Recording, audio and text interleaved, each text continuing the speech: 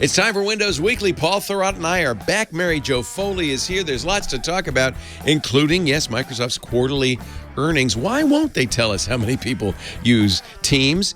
Is Windows 11 for enthusiasts? Paul says no way.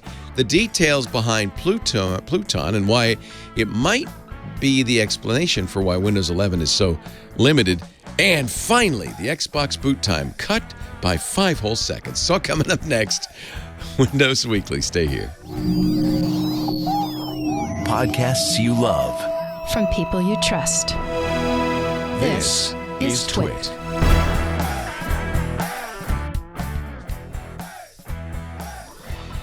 This is Windows Weekly with Paul Thurrott and Mary Jo Foley. Episode 787. Recorded Wednesday, July 27th, 2022. No code? Faux code. Windows Weekly is brought to you by Tanium.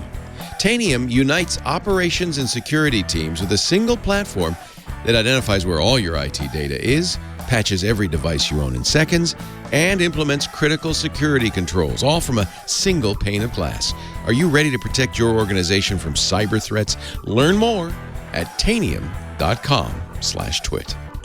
And by New Relic. Use the data platform made for the curious. Right now, you can get access to the whole New Relic platform and 100 gigabytes of data per month free forever. No credit card required. Sign up at newrelic.com/windows.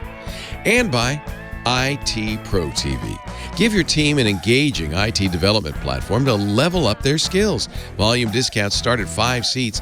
Go to itpro.tv/windows and make sure to mention WW30 to your designated IT Pro TV account executive to get 30% off or more on a business plan. It's time for Windows Weekly. Hello, dozers! The show where we cover... Sorry, didn't mean to wake you up. Show that covers the latest news from Windows. Paul Thurrott, Mary Jo Foley. Mary Jo, thank you for... Well, I guess I should thank you for doing such a good job last week. Maybe I shouldn't. You did a wonderful job. When Steve Jobs was out sick and Tim Cook did a great job. Yeah. Exactly. You Wally pipped us. Hey, I had some good guests. Zach Bowden and Rich Woods were fantastic. They were Thank really them. Yeah, and we heard, we're on the boat, right, on this cruise, and we heard from fans who were downloading the podcast as we were sailing. Oh, wow. Windows Weekly was great yesterday. So. Nice. I couldn't watch it. I tried to stream it and I couldn't get it to work. Though the internet on a boat is the worst. I thought I warned everybody. Plan, the evil plan. Apparently, Twig was a laugh riot. Micah Sargent Really? was brilliant on the tech guy. Wow. I thought I don't want to come home. Off with their heads. Yeah, they're all history. No, anyway, I'm very glad that Zach and Rich could help you, me Mary too. Jo. And, Agree. Yeah, Yep. that's nice. You mice did play while the cats were away. We did. But now we're back, and it was not a great quarter for Microsoft. Time for earnings learnings.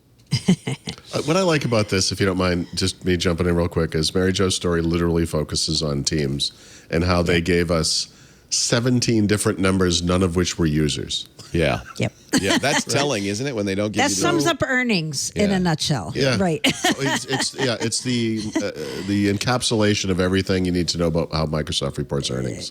Yeah. Cherry picking. It's getting the worse. best data. It's getting worse. It is absolutely getting worse. Yep. It is. Yep. We're getting fewer and fewer hard numbers. We're getting more and more percentages. But what good is a percentage when you don't know the base that it's based on? Right? Yep. No, it's crazy. Like Azure grew 40%. I don't understand why nobody calls them on this. You get all this Q&A at the end. Nobody says, guys, what's going on? We have no idea how you're doing.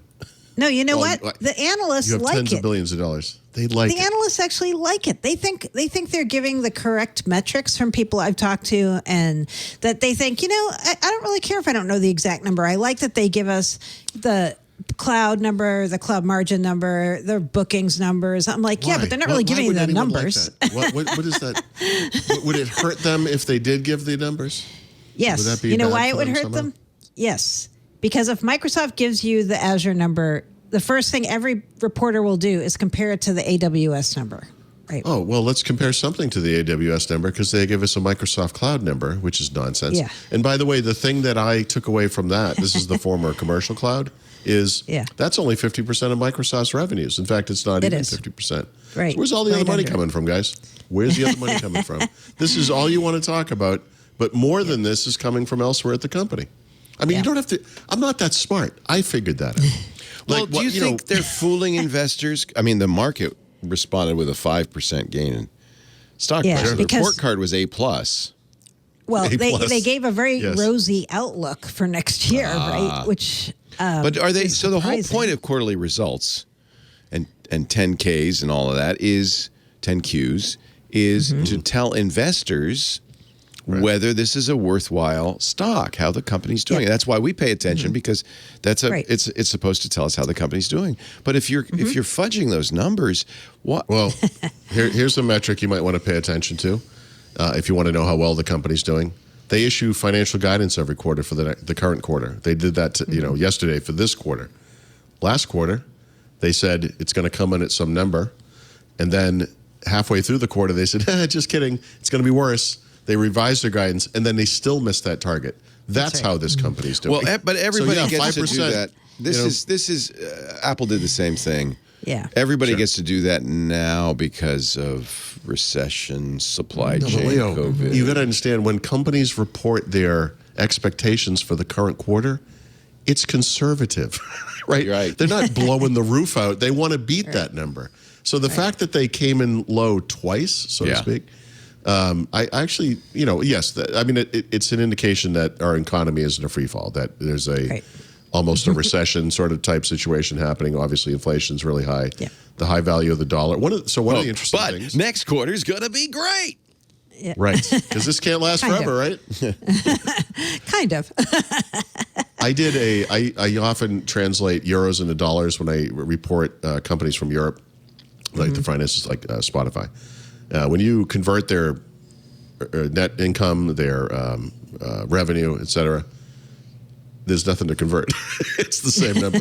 Like, that's how bad the euro is doing. That hasn't been true for, 20 years or something like that. This is it's the holy grail of financial problems. It's all the stuff we had before, inflation, and then the high value of the dollar. And then the first item is COVID, pandemic, work from home, war with Russia, China, supply shortage. It's the thing that the markets normally hate, which is uncertainty. Yeah, there you go. And yet they reward Microsoft with a 5%. Well, look, they're going to survive the quarter, right? This is a big company. Yes, they're going to survive. Whew, that's really. I think they're going to be okay. Wow. Yeah. You can take that one off the table. No, look, this is a huge company. They're doing great. And they're a diversified company too. In fact, in my own way, I kind of pointed that out. Microsoft only wants to talk about cloud, but more than 50% of Microsoft's revenues don't come from the cloud. So, do you want to break it down by division? Like, gaming was bad, right? How was that? Gaming was bad. Yeah. Well, let's by division. There are three primary business units at Microsoft, right? Intelligent cloud, productivity, and business services, I think, and then more personal computing. So let me find my... Surface did well, right? Yeah. Surface was up 10% for the quarter because of commercials. So we sold a lot of sporks this quarter. They're the smallest part of the empire. Like what? Yeah, I guess. Okay, but for the purposes of our audience, assuming they're not investors, Windows and PCs were down. Xbox was down. Yep. Surface, curiously, was up. They never mentioned it. Nobody asked. And so all I can venture is that you talk about things like year-over-year comparables. Like they had a strong product lineup last fall.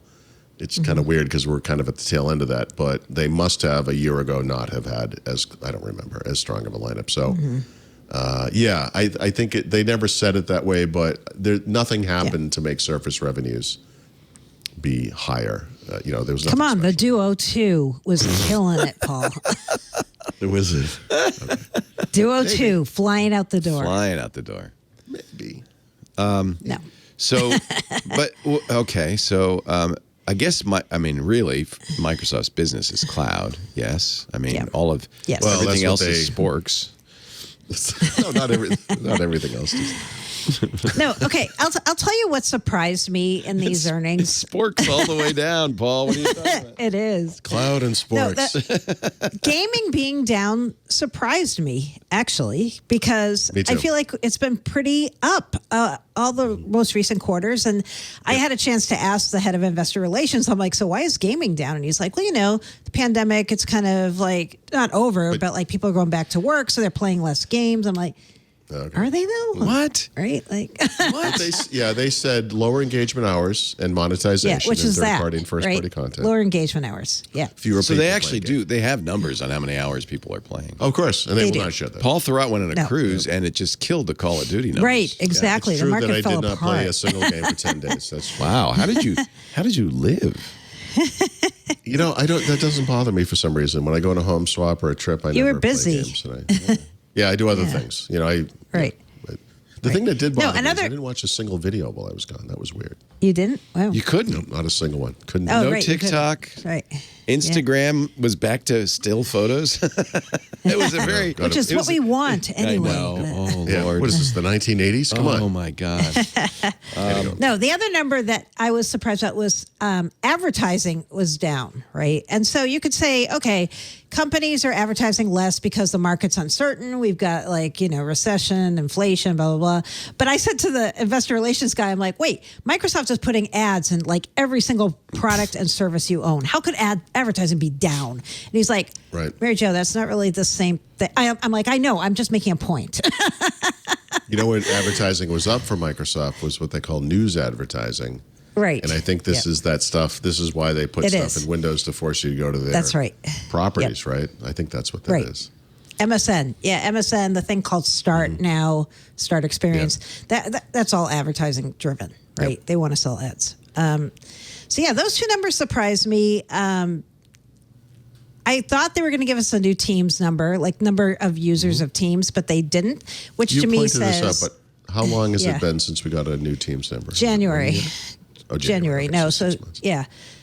But they gave us like I wrote in my story. They gave us all these numbers around the number of users, like percentage of engagement around Teams rooms, and how many people are doing chat. And then they're like, we're taking share with Teams. I'm like, who are you taking share from? Say it. Are you taking share from Zoom? Are you taking share from Salesforce? Like, say it. I need you to Taking be share like from Sam Kinison on the call. Like, Yeah, it's not really germane, but Google's ad revenues were up. Up. yeah. Right. A jump in advertising related to its search business. Cloud business was up 36%. But by the we way, know cloud their number. business- Their cloud Their business number is is very small. 6.3 billion. $6 billion Yeah, for the quarter yeah. compared to $25 billion for Yeah. Microsoft. Okay. So they got So still got a it's- long way to go. They got a ways to go. They do. Yeah. Yeah. They've always had a ways to go. It's, But They have. Yeah. I mean, it's interesting because Snap tanked the market last week when they said, "Oh, our ad sales are really off." Yep. right. I don't really know what's going on. Chaos. Did no one write the headline, "Oh snap, Google's ad snap. sales were fine"? Nobody wrote that. No, maybe they did. I You should could. find it. Someone Yeah, should have. I should find it. Yeah. Okay. The best number in all of earnings, the most important number that many people missed. I think I'm the only one who even cares about this number, maybe. Is it Microsoft Dynamics? did say what percentage of the Microsoft 365 base is now on E5. E5 is the highest end SKU, the most expensive, the most fully featured, the one with all the security features. So Yep. in 2021, that number was only 8%. So that means everybody else was on E1 and E3, right? Yesterday, lower they cost said SKUs, 12%. So their pitch of getting people to move up the stack and spend more Yep. and get the higher price SKUs is working, right? So I have a 8% theory in about this. 2021, now 12%. I'm curious what you think about this, Mary Jo. I think every Paul's like, quarter. why do you even care about this number? No, I noticed this. I think you'll. Okay. I think you'll be interested in this. I think every quarter they look at their earnings. They think, all right, look, we're gonna pull stuff here. Yeah. We have to have a narrative. Every quarter there's going to be a narrative, Yep. right? So like this quarter, Azure growth was only, which is crazy, 40%, which is 40%. amazing actually. But only No, and every 40%. analyst was mad about that number. And everyone's freaking out about that. And it's like, guys, Yep. mature business, it's been around. Okay. But my theory is of all the things they saw, someone said this quarter is going to be the E5 quarter. This is what we're going to Yeah. highlight. Yeah. No, I I bet you're right. really feel Yeah. like they were like, Yeah, every I think quarter you're has to right. have like a hero of the quarter, and we're going to make it E5 this quarter because they talked about E5 a lot. They did. I feel like people, I wanted to yell, like, guys, that number's important. Look at that number right there. It means they're selling more expensive SKUs to more people. That's because people always say, what's Microsoft's secret weapon after Microsoft 365 and Teams, right? Like, are they going to have some new suite, some new thing? And I'm like, no, they're going to get more people to spend more on what they have, right? So over time, they want to grow E5, right? Yeah. The potential market for Microsoft 365 is almost infinite. I mean, it is kind of. There's still a huge base of people out there who are not on it. I mean, or are on lower end SKUs or whatever. Yeah, absolutely. Yep.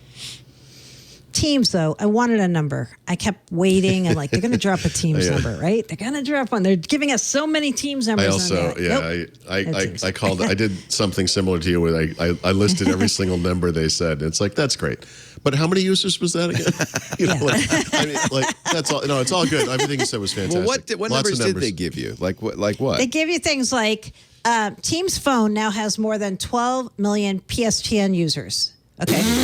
That's worthless. Who cares? They've added 450 new features in the past year alone. Oh, God. I get what you're saying. 60% of the Fortune 500 have chosen Teams Rooms to connect hybrid workplaces. I'm like, and 25% of them use Viva. Yeah. 100,000 companies have deployed custom line of business apps in Teams. Users are there? Yeah. Lots of numbers. Yep. They're real. I mean, that's like a red flag, the way they talk around that. It kind of is. I means you don't want to give that what number. I think as well. Yeah. Exactly. Me too. You make it too obvious that you're avoiding, when you talk around the truth, people, I mean, don't you just, how do you not react to that the way we both reacted? Like you're hiding something. Right. Why bother? Yep. Another weird thing or interesting thing anyway, for me, I always do this on earnings calls. I look for words that they repeat and words that come up a lot. So one of the words that came up a lot during this earnings call was consumption. I don't know if you heard them talking about this, right? Consumption kept coming up. Like Amy Hood starts out by saying, Azure consumption was a little soft in Q4. And I'm like, immediately my ears perk up. I'm like, what does that mean? Right? Like you sold people stuff and they didn't deploy it. Is that what that means? Right. And then later in the call, two different analysts asked them about the consumption thing. They're like, so what are you saying about the consumption thing?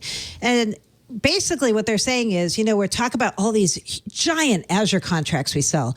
They said they have a record number of over $1 billion Azure contracts that they have sold in this past year.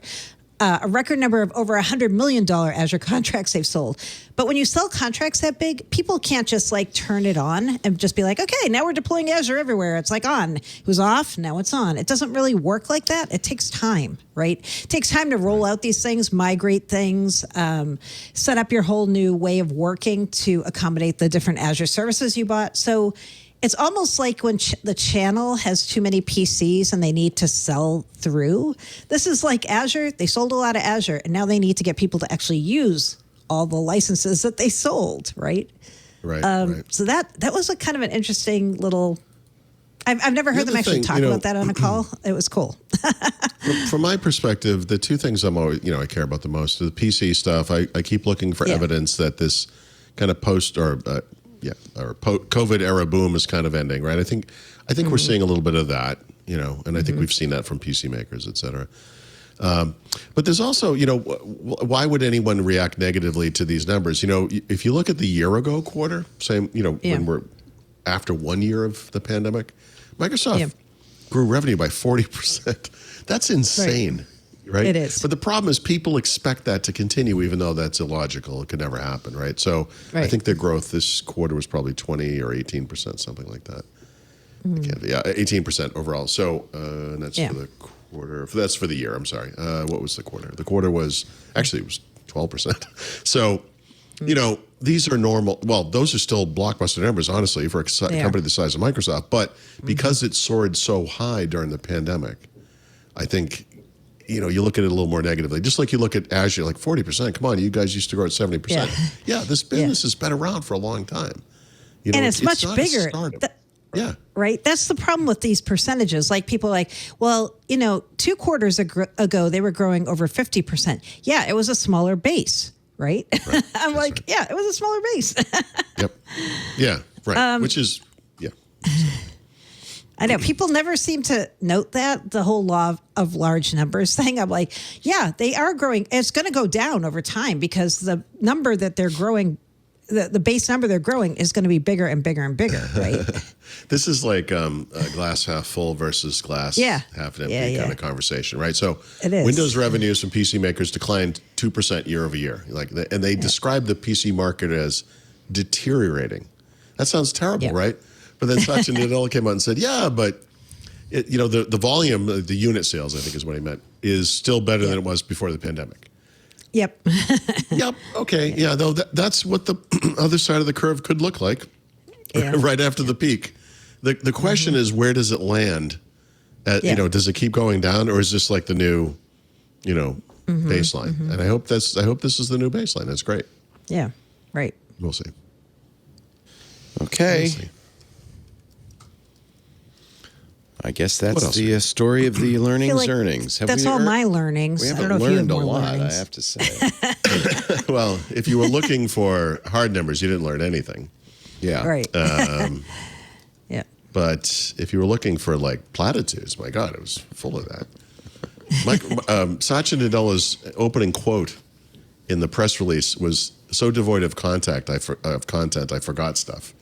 I know, it was he didn't pretty say funny. anything. He is now. Granted, this was supplied to him by some PR person, but Exactly. But it reads like something he would say. It's nothing. It's just nothing. Lots of Microsoft sees buzzwords strung opportunity. together. Yeah, we're positioned. We're delivering on digital. It's like, oh, okay. Yeah. And you know can do what, more though? with less. Just like Yeah, our growth. more with less. More with less is going to be the phrase of the year, I think, because it came up at Inspire at the partner show. It came up several times yesterday. I'm like, oh, so this is their new catchphrase. Like, we're helping customers do more with less, right? It's going to. Hey, here's an idea. Microsoft could have an incredible bit of growth just by helping customers use the stuff they're already paying for. Like you said, I think one of the more interesting things about Office back in the day, and I would say this probably applies to Microsoft 365 today, is you as a customer of Microsoft have this incredible well of capabilities, and you're probably only using a tiny percentage of it. Right. Right? All right. I'm going to call it. Call it. We learned. We had earnings and learnings. 11:37. We've learned and we've earned. Oh, wait. One wait. last Oh, stat. wait. One last stat. I'm not dead yet. One last stat. This was very interesting. This was Microsoft's first time missing on earnings since 2016. Yeah. That's pretty astounding, right? Well, that's only 6 years ago. Come on. I mean, But come said on, since they haven't missed a single 1916. time. yeah. They haven't missed a single 16. time. Well, this company's only, how old are they? 35 years old? Yeah. 40, 45 years old. So a miss means missing their predictions or the analysts' predictions? Analyst predictions. Yeah. Analyst predictions. So isn't that Although, kind of by the up way, to the Microsoft- analysts? I mean, isn't that Microsoft, well, but they base it on what Microsoft says. I Microsoft see. missed their own numbers as well. right? Yeah. Right. Twice. How close are the analysts to Microsoft? What do you mean? Like, Well, I guess they must. So this Like came up yesterday after the Apple earnings on Mac Break Weekly. Yeah. Apple used to sandbag the analysts in order to get a nice stock Right. bump. That's They would right. they Oh, would wow. lowball the analysts. Right. They would be Oh, yeah. conservative. Exactly. Yeah. And the analysts would come I in think low. every company does that. Right? Well, Don't they? Apple used to do it. The consensus among the panel was, I think Jason said this, it seems that in the last few quarters, somebody in the federal government might have said something like, Yeah. you guys, you need It to has give to us be in the same universe. accurate predictions. Yeah. So in the last few quarters, Apple's numbers have been pretty right on compared to what the past. And the So analysts my- haven't missed so- by much. Apple used to report hard numbers for all of their product lines, And they right? don't So do that's that something either. they stopped Yeah, doing. yeah. Right. So I wonder if those two things aren't related in some way. Yeah. It's You- a little again, easier to hide things. The thing is supposed to be informative for investors, and it's supposed to be accurate. Exactly. That's always been my argument. Right. Yeah. You're not giving me the information I Yeah. need to know and it's to up make to me the want to be a it's up to the shareholder. SEC to enforce that, to say, you guys aren't doing it right. But non-GAAP accounting and all this stuff is kind of crept into the forecast now, and nobody seems to care. So there you go. Yeah. There you go. But at least the I don't with think Apple, reporting rules have changed. I think No.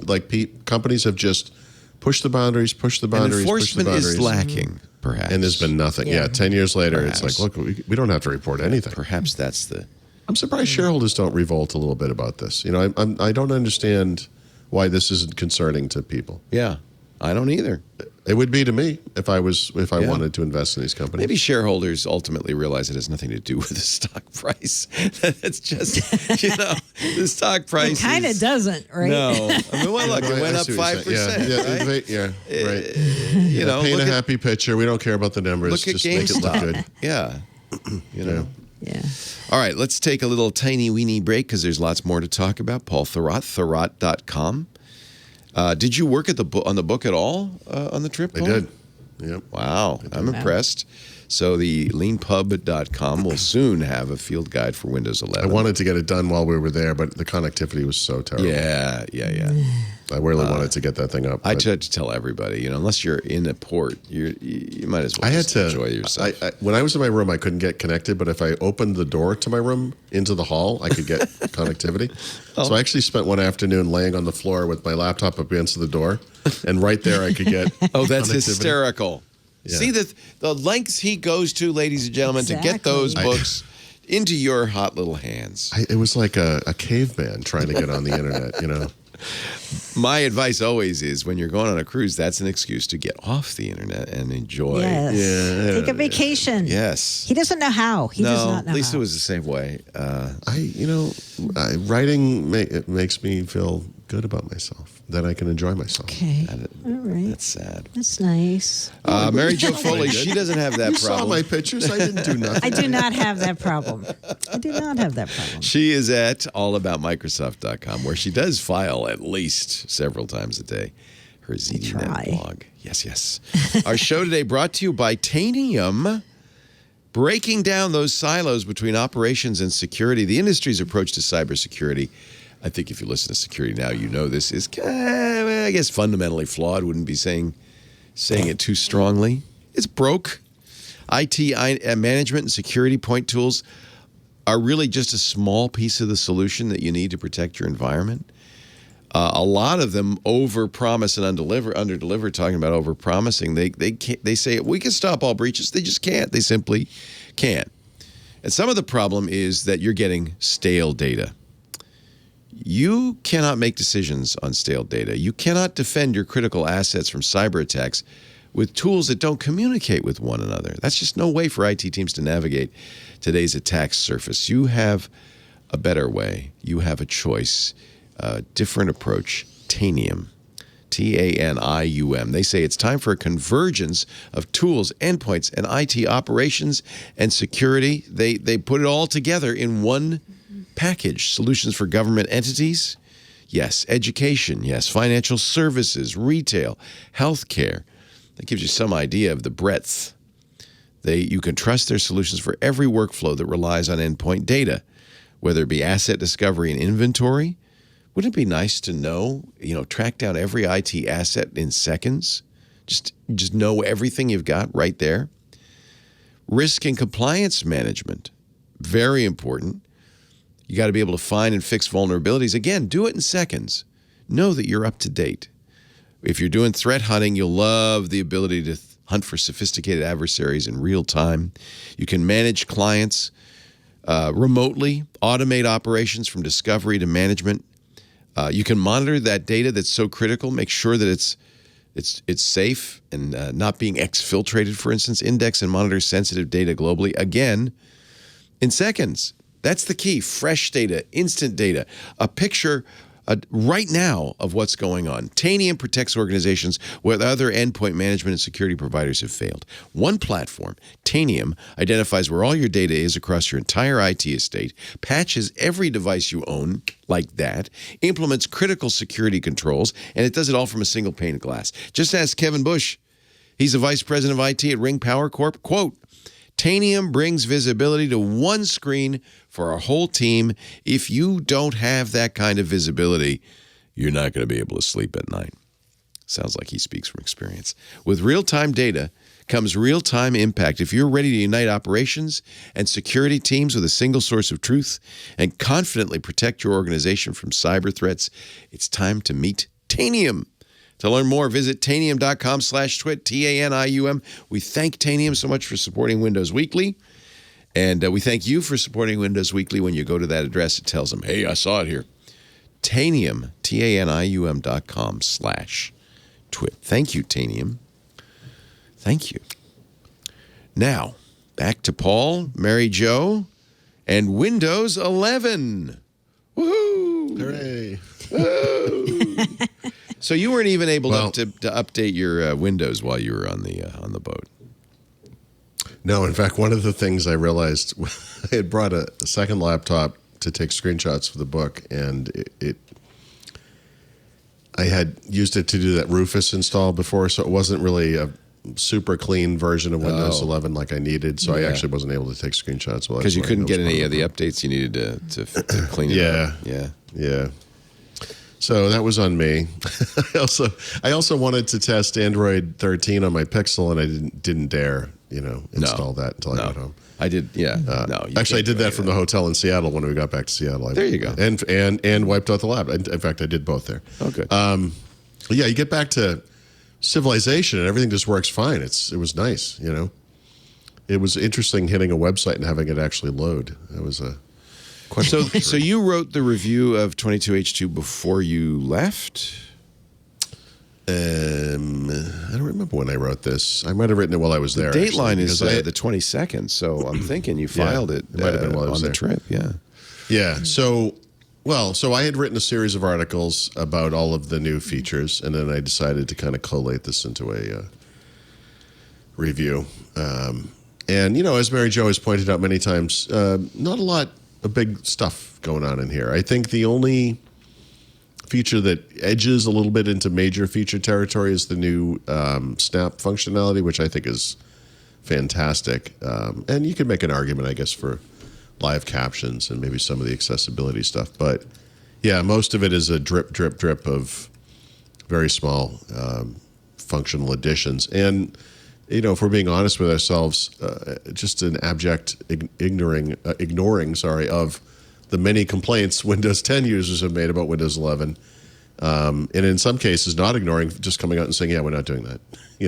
Yeah, we heard your feedback. Thank you. No, thank you for that. We hear you. We know you want the taskbar to be better. It's not going to be better. No. It's kind of like Instagram saying, yeah, we know you don't like it, but too bad. That's fine. It's fine. We don't like it either. We don't like it either, but, I would have cited MTV and said, things change. That's the way the world works.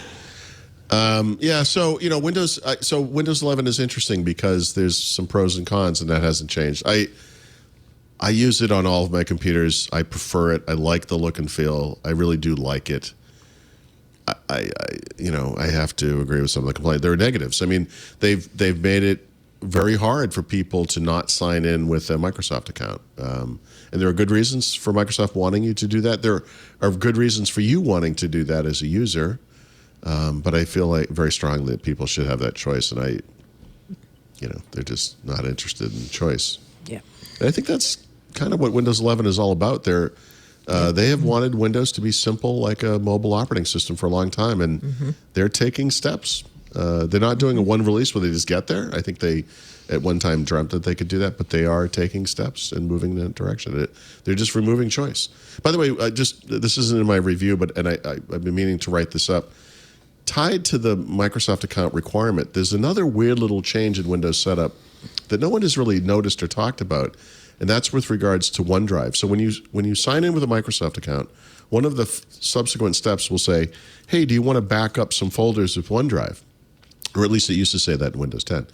And you got a choice. You could say, yeah, the desktop, documents, and pictures, or any combination of those. Yes, I'll back those up to OneDrive. And the idea is that if you do that across multiple PCs, say with your pictures folder, you'll have the same pictures on each PC in the pictures folder, right? Because it's backing up to the cloud and syncing to all of your devices. And again, some people may find that very valuable. I don't actually use those folders, but it's a useful thing. But it's something they're taking away the choice on. And so in Windows 11 22H2, at least in the Home Edition, there's a matrix somewhere I've written down, but I don't remember it exactly. But in 22H2, I want to say, if you have Pro, you have the choice, but you can't choose folders anymore. That was in the previous version. And then with Home, you don't even get the choice. Those folders are backed up, whether you want them to be or not. And so you can change it after the fact. But again, they're kind of slowly dripping away choices. And some of them are high profile, like the Microsoft account thing. Some of them are a little less well known, like the thing I just mentioned. But this is kind of the Windows 11 vibe. Like they're getting rid of choice. Your conclusion is it's not for enthusiasts. It's for just getting things done. Crowd. Yeah, well, it's for normal people, right? So mainstream people, non-technical people. But for years, and certainly the people who listen to this show, Windows has been a good choice for enthusiasts. Because Microsoft has always had to have it both ways. There were always multiple ways to do things. This is the difference between Microsoft and Apple, or the Windows and the Mac back in the day. If you could do it on the Mac, there was one way to do it. If you could do it on Windows, there might have been 13 ways to do it. There are still examples of that in Windows. Windows Search, there are at least 7 entry points I can think of off the top of my head. But by and large, that kind of thing's going away. There's another example I'm going to use in the tips part in the back of the book that is another example of how Windows 11 doesn't take things away always, but sometimes they just make them a lot harder to find. There are many more steps. There's a lot of that going on as well. So the good news for enthusiasts is Linux exists. No, is that yes, I knew. Oh, he just said it. He said it. No, I've always felt this way when you think technical, non-technical. I always felt like you should, if you're going to disadvantage someone, a developer or audience, you disadvantage the developer. Make it hard on the developer. They're technical. They can fix it. In this case, make it hard on technical users. You can figure out another way. So you're saying with Stardock and a variety of other ways you can make it better. Or just because you're smart and you can know how to get there. Like, you can't right-click the taskbar and get to Task Manager, but you know what? There are 5 other ways to get there, so relax. I noticed that myself. I want Alt-Tab to show all the windows and all the workspaces. It doesn't, but it's easy to fix. And I noticed that. You work around. You can fix it. You work and play with the the settings until you get it to behave the way. My only complaint at the end of that conversation would just be that one of the other things Microsoft is taking away is sync. And they never did this fully anyway. In a properly constructed system, you would fine-tune Windows exactly the way you wanted it, and then you would set it up on a new computer, and it would say, hey, do you want that exact setup? And you say, yep. And every single little setting would come back, but you have to do it manually every single time. Yeah. So as someone who reviews a lot of laptops, that's tedious. I realize that's not everybody, but even like something simple like the syncing of wallpaper, it's a nice thing, and that's gone. They got rid of that. That's not a feature anymore in Windows 11. I read a really interesting article. We've talked about Pluton before, and Microsoft's very vague about Pluton, but a lot of Linux users are saying, oh, Pluton's problematic because it requires, it's harder to install Linux. But again, it's a case that you can turn it off. You can disable it just as you would disable secure boot and still install Linux. This is the TPM conversation from 2003 all over again. Yeah. It's the same conversation. Although, I should have sent you a link to this article ahead of time because I found an article. I don't know how credible this guy is. It's Gabriel Sieben, I think. Oh, he's an idiot. No, I don't know who he is. Yeah. Can you send it? Is there a chat thing? Yeah, I'll send it to you. The Dangers of Pluton, which is overstated headline. But he does go into... he has 2 kind of parts to the article. One is speculation because there's still a lot of vagueness, but then there's also some incredible detail from Microsoft documents and so forth. And one of the reasons is because it's an AMD co-venture with Microsoft, and AMD has now started shipping mobile Ryzen 6000 chips with Pluton. So he was able to kind of analyze it. One of the things most interesting, though, in this article, I will send you a link to it, is it explains a little bit better Microsoft's requirements for Windows 11. That he has a theory, and it's a theory, but it kind of makes sense when you read this article, that really what Microsoft was saying with Haswell or later and TPM or later is it's ultimately got to kind of support Pluton. And so it's a very interesting long article. I'll send you a link to it. You know what? See, that itself is as artificial as anything else, though, because you could make this argument where you say, well, Pluton is going to happen. It's starting to happen now. 2 years ago, they announced this, I think. Starting to see the first PCs. And maybe it only runs on Windows 11, right? And It actually probably does run on Windows 10. I don't even know for sure. Does he mention whether it runs on 10 as well as 11? I think it must. I don't. I think it must too. But then yeah. again, you could make the case. Well, Windows 11 is more secure. Yeah. We're only doing it on Windows 11. It's a way to get people to move forward. The clear and accurate argument for Pluton is it makes it more secure, just like Secure Boot does.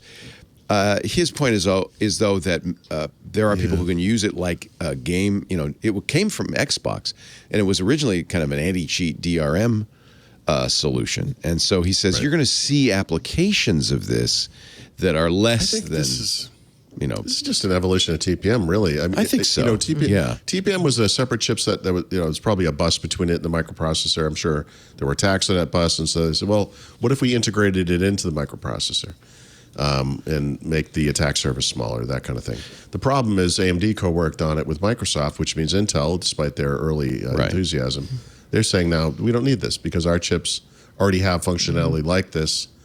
And of course, the real reason is it comes from AMD. We don't want that concession. Yeah, I will. Let me read you the one paragraph that does talk about why he thinks Windows 11 requires what it does. Windows 11 and he put this as in parentheses, almost requiring these Pluton technologies, MBEC, TPM 2.0, Secure Boot, and so forth, is in every way trying to get people used to a Pluton light experience, as Pluton-y as possible without actually having Pluton yet. He says Windows 11 is a stepping stone to Pluton with security requirements to match.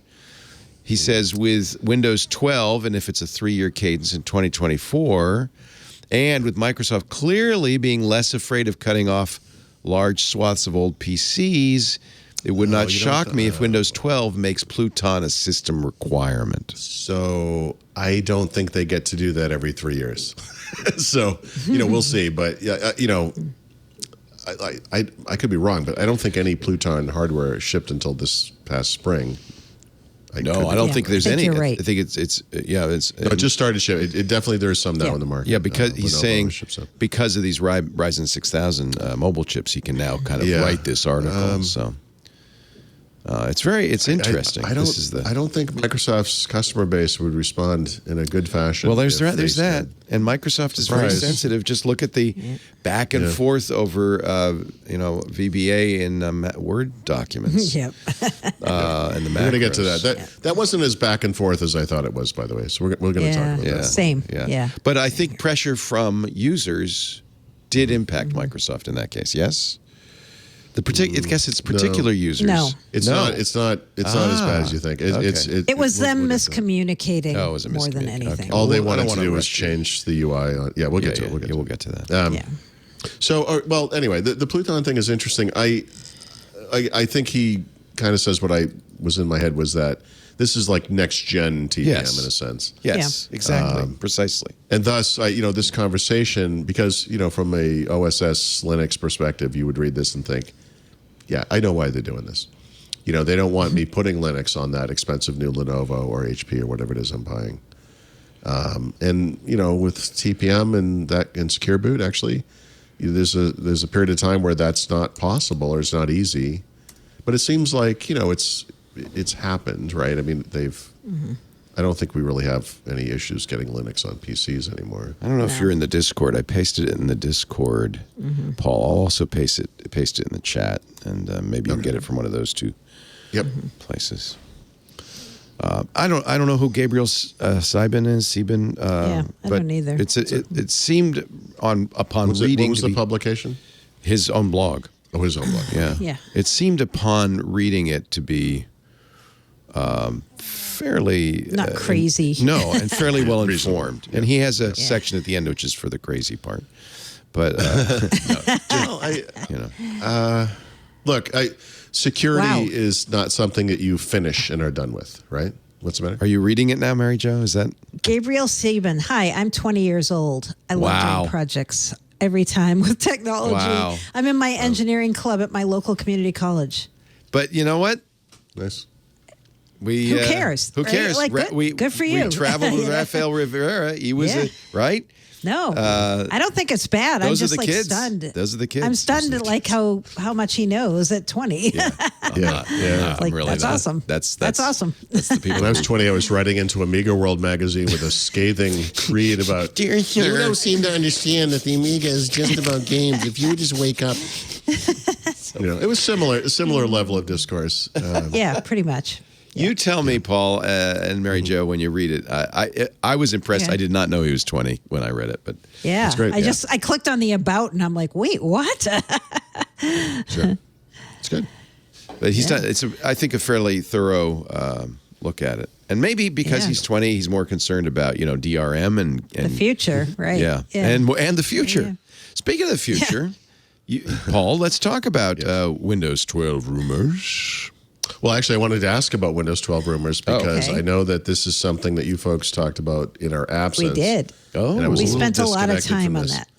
I'm Yeah. interested in the possibility of a return to a 3-year release cadence, as our friend SS has pointed out.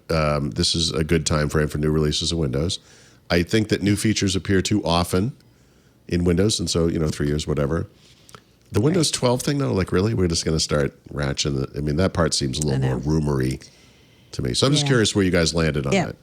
Yeah. So on last week's Windows Weekly, the person who originated this report, Zach Bowden from Windows Central, was on the show, and we talked about his reporting and what his sources had told him. So he's hearing that yes, we're going to go back to every 3 year for a quote major update, right? So the next major update of Windows will happen in 2024. It was originally going to happen in 2023. He had heard. Right. Okay. So we're going to wait till 2024. It may or may not be christened Windows 12. We're not sure yet. It could be. The code name of it is Next Valley NV. Nice Valley, not I uncanny. had though. heard that name too. I had heard that code name too, and I wasn't sure exactly if it was going to be like Windows 11 22H something, or if it was going to be a whole new version. Yep. But in between, this is the concerning part. In between this every 3 year thing, Microsoft is going to be rolling out new features of some kind to Windows up to quarterly. So at least 4 times a year, as many as 4 times a year, they could roll out new features for the operating system and things that are known internally as moments. That's such a PR term, right? Like, I'm going that's to have a pure moment, PR term. all right. Yeah. That I can We don't know, guarantee. like, Zach was saying he thinks it's more likely to be something like a UI type update, something more minor, something that IT like the won't tabs flip. feature in File Explorer. Yeah. Something like IT won't flip out, right? Like, and just be like, wait, what are you guys doing, right? We speculated, could it be a case of these features will be off by default and then people can turn them on and IT can turn them on? He still hears that 22H2 is definitely obviously going to happen. Next year, he doesn't know if there'll be a 23H2, but he's thinking no. He's Really? hearing that. I'd be shocked if he's they hearing didn't have that something they H2. just called that. Yeah, he's hearing that whole H2 thing right. is over. Like, So let me jump in. last year we told you that. Let me ask you about this because I'm sorry. Because if I was part of this, Go ahead. this is definitely what it went through my mind. Yeah. One of the things that you and I both have been weirded out by with the Insider program is how they've moved away from anything being tied to any version of Windows, right? Yeah. It's weird, right? Because we're just so used to this kind of milestone-based, system where eventually the thing RCs and RTMs, and we have this thing, and it never changes. Yep. Maybe that's what they've been building up to, right? In other words, you get rid of versions, and then you introduce, like we've tested these features in the Insider program. They went from time to roll them dev out. to beta to release preview, and now they're out in the world. And then you do it again and again. Maybe this is the system. And if it is, I Right. want So- nothing to do with this. This is so weird to me. I don't know if you remember in February when Panos did a blog post saying, in the future, we're just going to be rolling out Windows features in a variety of ways at various times. And people are like, wait a minute, like you just said you were going to update this once a year. And now you're saying we could just introduce anything we want at any time we want in any way we want. And when I asked Microsoft about Zach's story, they pointed me to that blog post and said, we already said all this, right? Like, we told you guys we were going to be rolling out Windows features at multiple points in the year and blah, blah, blah. Yeah. But as far as I know, this year, the only time they have done that so far is around February, March, when they rolled out a whole bunch of features together in cumulative update. They came out with Android subsystem for Windows, the first iteration of that. They added like the weather widget on the taskbar at that time, right? And since then, I don't think they've done. So there were others like that were smaller. There were. So remember there were people and companies like Mozilla did this who were defeating the default apps interface. They shipped an update to prevent that. Right. Whether you would call that a feature update, whatever. Or a fix, right, yeah. A fix. But I think the maybe this was part of that February update you were talking about, but there was also they made that change where there's actually a make default button now for browsers. And all it does is change two of the file associations and the protocol associations. Yeah, that may have been later. That may have been after It may have been, I think that might have been a different one, a different time. But look, I mean, we talk about this all the time. They can literally and do literally change or upgrade the operating system at any time. So actually, the thing that's, I guess the thing that ties this to the past today is we are going to get a 22H2. We are. Right? Yep. And maybe what they're saying, and we just talked about it, there's really not much going on there. Could they not break those updates into 4 different segments and deliver them at different times throughout a year? And we just keep calling this thing Windows 11 or whatever. Right. And don't worry about the version. I mean, They could. Yep. It makes it hard to talk about it. That's the problem. It does. Yes, it does. And also, if you're a developer and you happen to be targeting a certain version of Windows 11, some things are turned on, some things are off, right? Technically, that shouldn't be an issue anymore. Although, but for sure, people do that. Right. That's something they're trying to walk away from too. Right. The other thing we know nothing about, because they won't even acknowledge the story has any merit, is what does it mean in terms of how long versions are supported of Windows, right? So you would assume if they're going to come out with a new version of Windows in 2024 and call it Windows 12, let's just say, if they do that, that the support time frame will start ticking then. If that's what's going to happen, that would mean they would service and support a version of Windows for 3 years instead of like 18 months or however many months, right? Like that they do now. But we don't know. We don't know that. Yeah. Yep. There's precedent for that.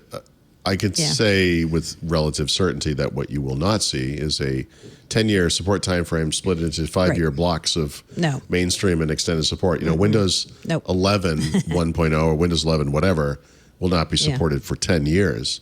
Although Windows 10 was. I know. Right? I think. And we also don't know. Then there's the LTSC, the long-term servicing channel versions of Windows. We don't know what this new schedule would do to that or how that would look going forward. There's a lot of questions, especially for IT people who are like, wait a minute, I just thought we were doing the 1-year update thing, and now like suddenly we're adding features whenever we want, plus going to a 3-year update thing now. It's like, what are we doing here? And so far, there's been absolutely no communication from the Windows team about any changes, any of this at all. Maybe they're saving that for a future event, or maybe they just will never announce it and just put it in some random blog post at the end and people will stumble onto it. Yeah. Well, okay. Yeah, a lot of questions for sure. It's tons of questions. Yep. Yeah, it's interesting. Okay. That's where we left it. Yeah, so, I mean... They haven't denied Zach's story. They haven't confirmed it. All they said is, we did say we were going to be rolling out features at any time we wanted. We said that in February. But you still have to, one of the points behind Windows 11, just using that brand was we wanted to get people excited about upgrading and buying new computers, that kind of thing, right? So you lose that if you don't have a Windows 12 and you stop revving Windows 11 and it's just Windows 11, but with all these new features. It's a harder marketing message for Microsoft, right? And it is. PC makers, I would think. Yeah, right. Like say you get a new PC, next year, right? And it's running Windows 11, but it's running a different Windows 11 than we all are running right now because it'll have a whole bunch of new features that are not reflected in the brand. Like, or it won't, and then you'll have to get those features by running Windows Update, which, honestly, which you could. is kind of the experience anyway. It is, right? Yeah. So Apple is, I think Apple's instructional in this because they did OS 10 for a long time. Yep. And Yeah, they but every finally release had said, a okay, name. now it's 11, now it's 12, now it's 13. Yep. But they did 10.1, 2, 3, and they cheated. And Windows would always have, there'd be some internal version number that developers could Right, you would check. I mean, assume. there's going to be a Yeah. way. It's about consumers. It's about messaging.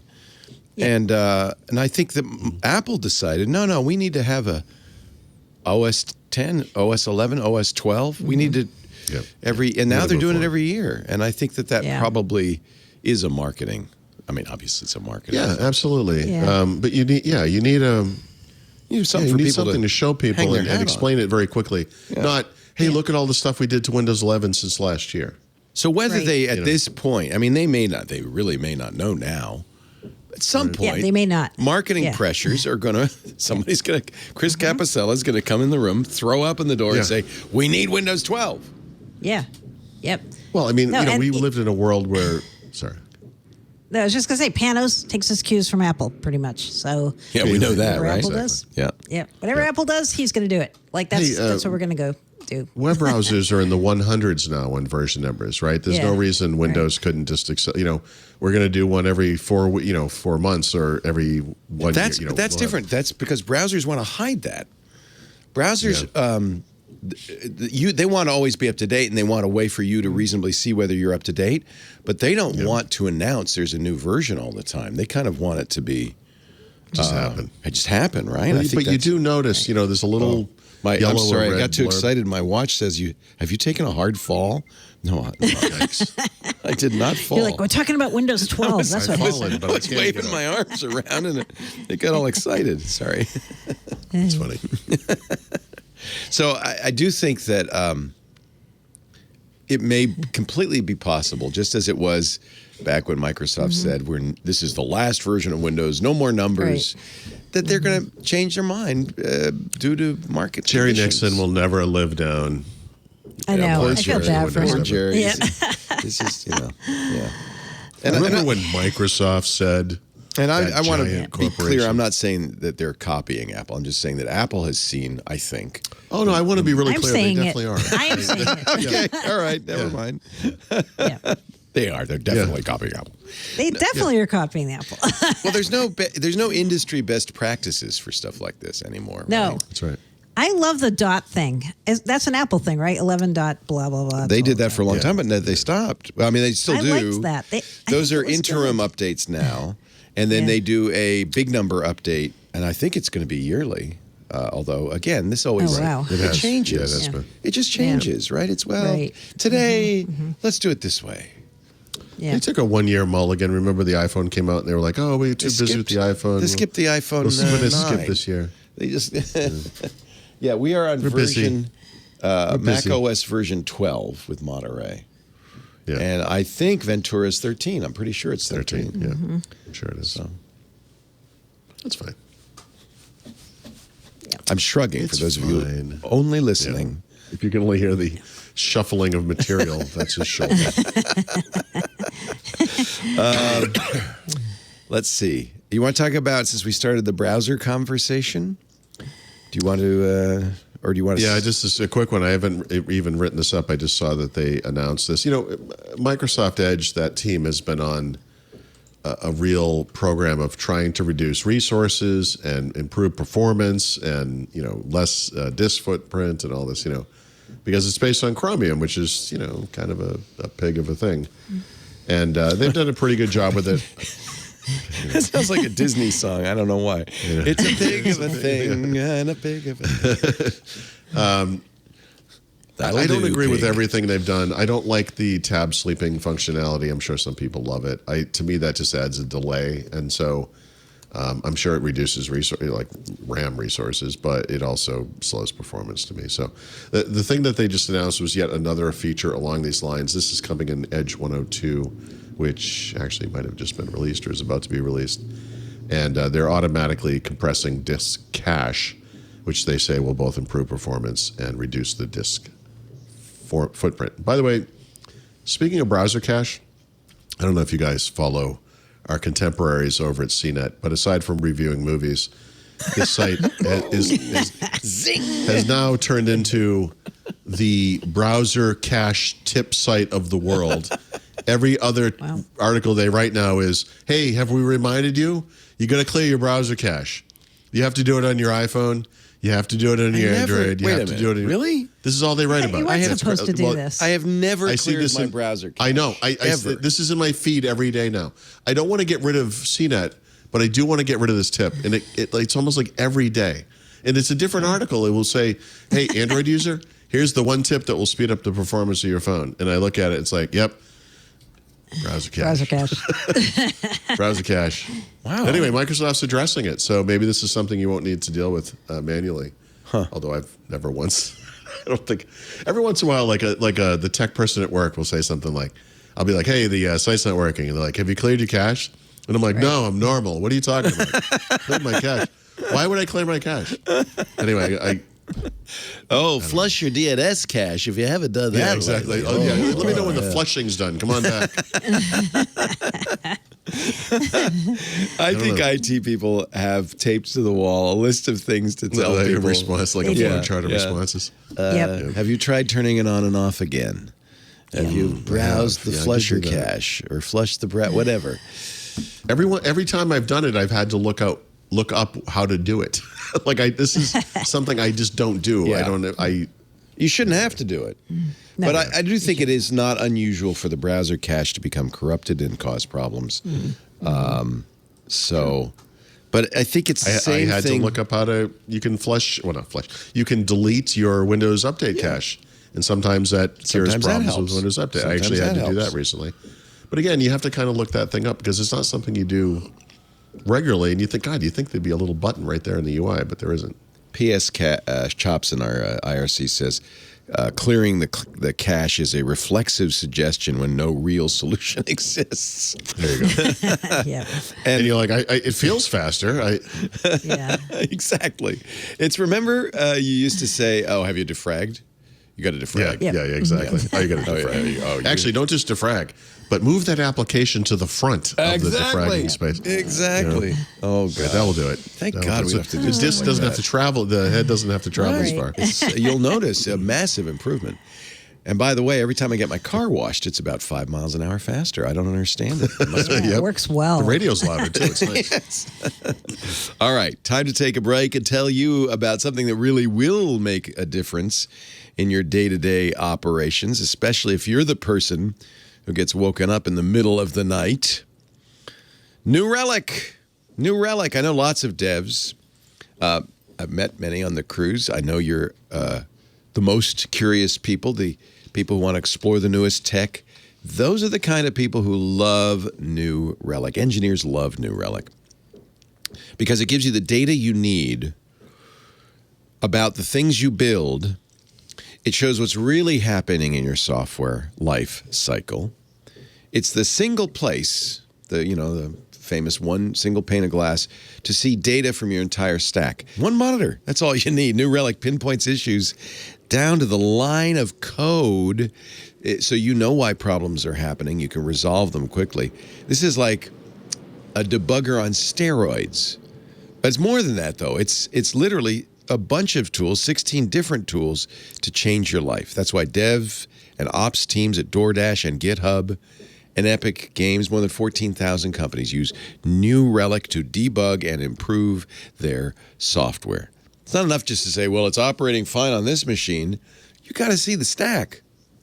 When teams come together around data, it allows you to triage problems, be confident in your decisions, and reduce the time needed to implement resolutions. And you're doing it using data, not opinions. And if you're an engineer, I know that resonates. Use the data platform made for the curious, made for you. Right now, this is such a deal. I don't know. You've got to do this. You can access the entire New Relic platform and 100 gigabytes of data every month, free forever. This is not a trial. This is free forever.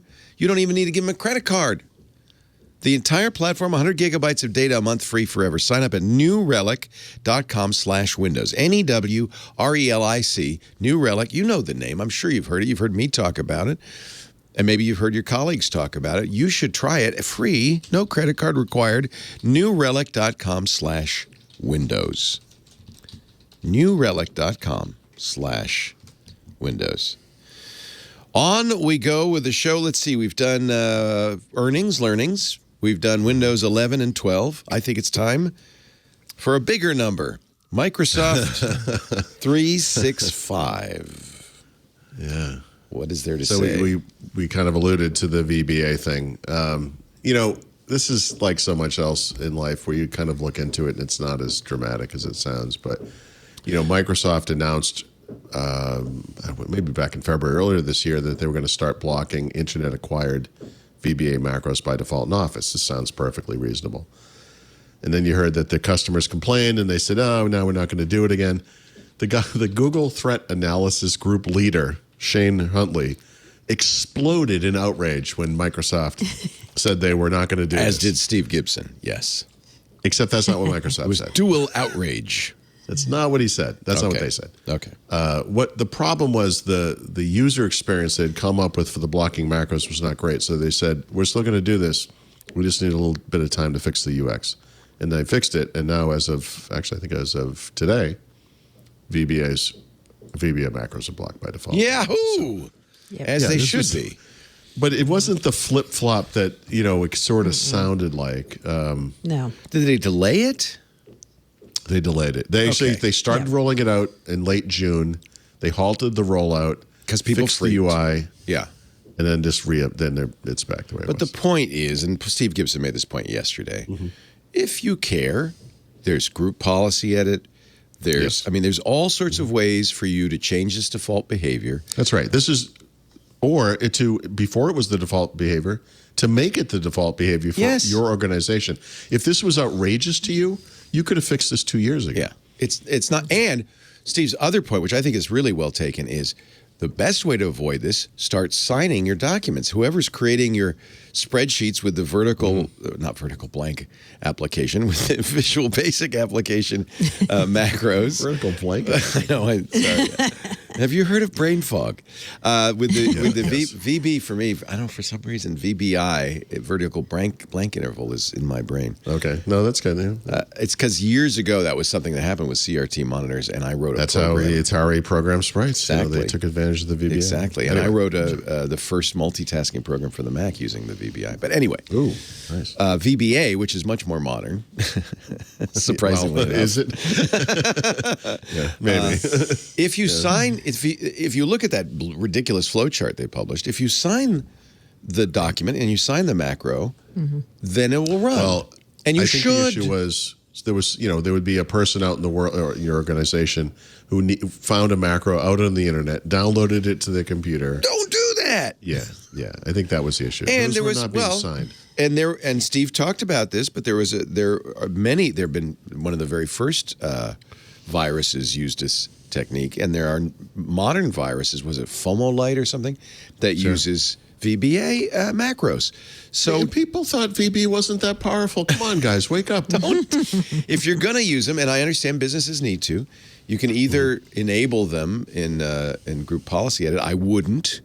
I would insist they be signed. Then they're legit, and it'll run flawlessly without effort, without a click of a button or anything. And that's how, Anyway, sorry.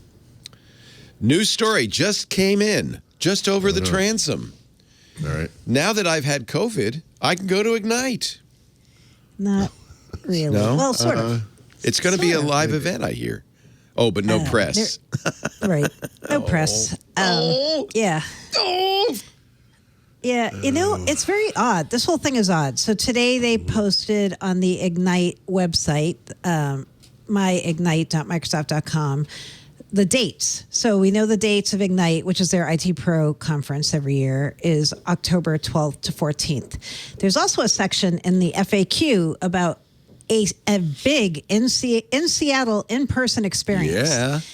Yeah, like highly interactive, immersive at the Seattle Convention Center. Come on, Paul, let's go. What could possibly go wrong? Innovators, influencers, executives, partners, all invited. And then I pinged Microsoft. I'm like, what about press? And they said, press virtual only. Oh, so it's because we're sick. We're sick We're people. dirty. It's a hybrid We're dirty. event. Dirty monkeys. We don't. Yeah, hybrid event, but press cannot attend. We've been watching you which guys during the COVID thing, and I got to tell you, Yeah, Not you guys super are not impressed. really. Yeah, not super impressed. The dirty press is not allowed. Yep. Oh, yeah. Throwing Dirty fancies at press the not wall. allowed. I don't know. But it's all the topics we know and love. They have a topic list: productivity, collaboration, October's business kind of interesting, applications. though, isn't it? Yeah, AI, automation, IoT, mixed reality. So we'll probably hear more about what they're doing with the live mesh stuff, Teams mesh stuff, industry clouds, like the whole gamut of stuff is going to be in the Seattle. I wonder if that conference center was booked in November when they typically do it. Oh yeah, I wonder. Also, Oh, so this is an early date. This is not the normal. Yeah, this is about This is a earlier. month earlier than it has been typically. Although it'll be easier for there's travel for most people, you know, right? I mean, True. There's going to be in-person events in other cities, not just Seattle. So they've done this with Build, and they did this with Inspire. They had some smaller in-person events in global cities. But the Seattle one's one we want, and we can't go. So. I love this. Live from Seattle, immerse yourself in our flagship in-person tech event where you can interact with experts and peers and experience portions of the global broadcast. Space will be limited, no press allowed. Yeah. You don't have to meet the dirty press. Oh man, you don't want those guys milling around with their pencils in their ears and their little notebooks. You know what? I said we could go. Yeah, We could just pay don't say, to yeah, go. just pay. Yeah, be a Pay to developer. go to what? Pay to go to Pay? Ignite? What? No, I mean the in-person part's going to be paid for sure, right? Like, Ignite that's is a why- partner event, right? It's not a developer event. No. No, it's It's- an IT pro developer. IT event. pro, IT, but also developer. Yeah, some Oh, it developer is? Okay, content. okay. Yeah, there is. Yep. Yeah, we'll Yeah. see what develops here. I was hoping I'd be going back to Seattle in October, but then again, do I want to be in a conference center, which I know. like a non-moving boat? Yeah. I don't know. Yeah. There's no clean air No. going in there. I can tell you that. No. Yeah. Didn't they used to do Ignite in Florida every year? Yeah, They've they done had it in a been lot of for different several cities. years. Oh, okay. It's Yeah. been all over. Well, we were supposed to go to New Orleans in 2020. I remember that didn't happen. Yeah, I don't remember what happened that year, but that didn't go down. Me neither. It's all a blur. Something happened. I feel like I'm owed a trip to New Orleans. You know, Me frankly. too. I know. Yeah. Yep. Yeah. Okay. Okay. I'm now that I've had COVID, I'm throwing away the mask and I'm going to as many in-person events as I can. Nice. Say, hi. Okay, so My this name's is maybe Leo. this is a weird thing to say, but in our little group thing that we did on the boat, it's been 2.5. It's been almost 3 years since I've been to an in-person event. And Mary Jo and I in New York, and then on work trips to different cities. I mean, we did this in London one time. Have had meetups, And I love there can them. be dozens of people. There can be hundreds of people. I love them. You kind of forget.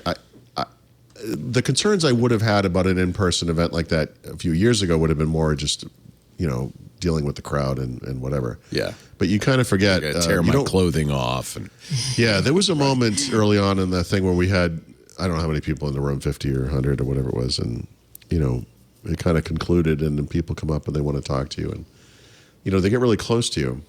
there are some close talkers. There were some close talkers. I Yeah. remember There was one vividly- person I remember I could feel their breath on my face. Yes.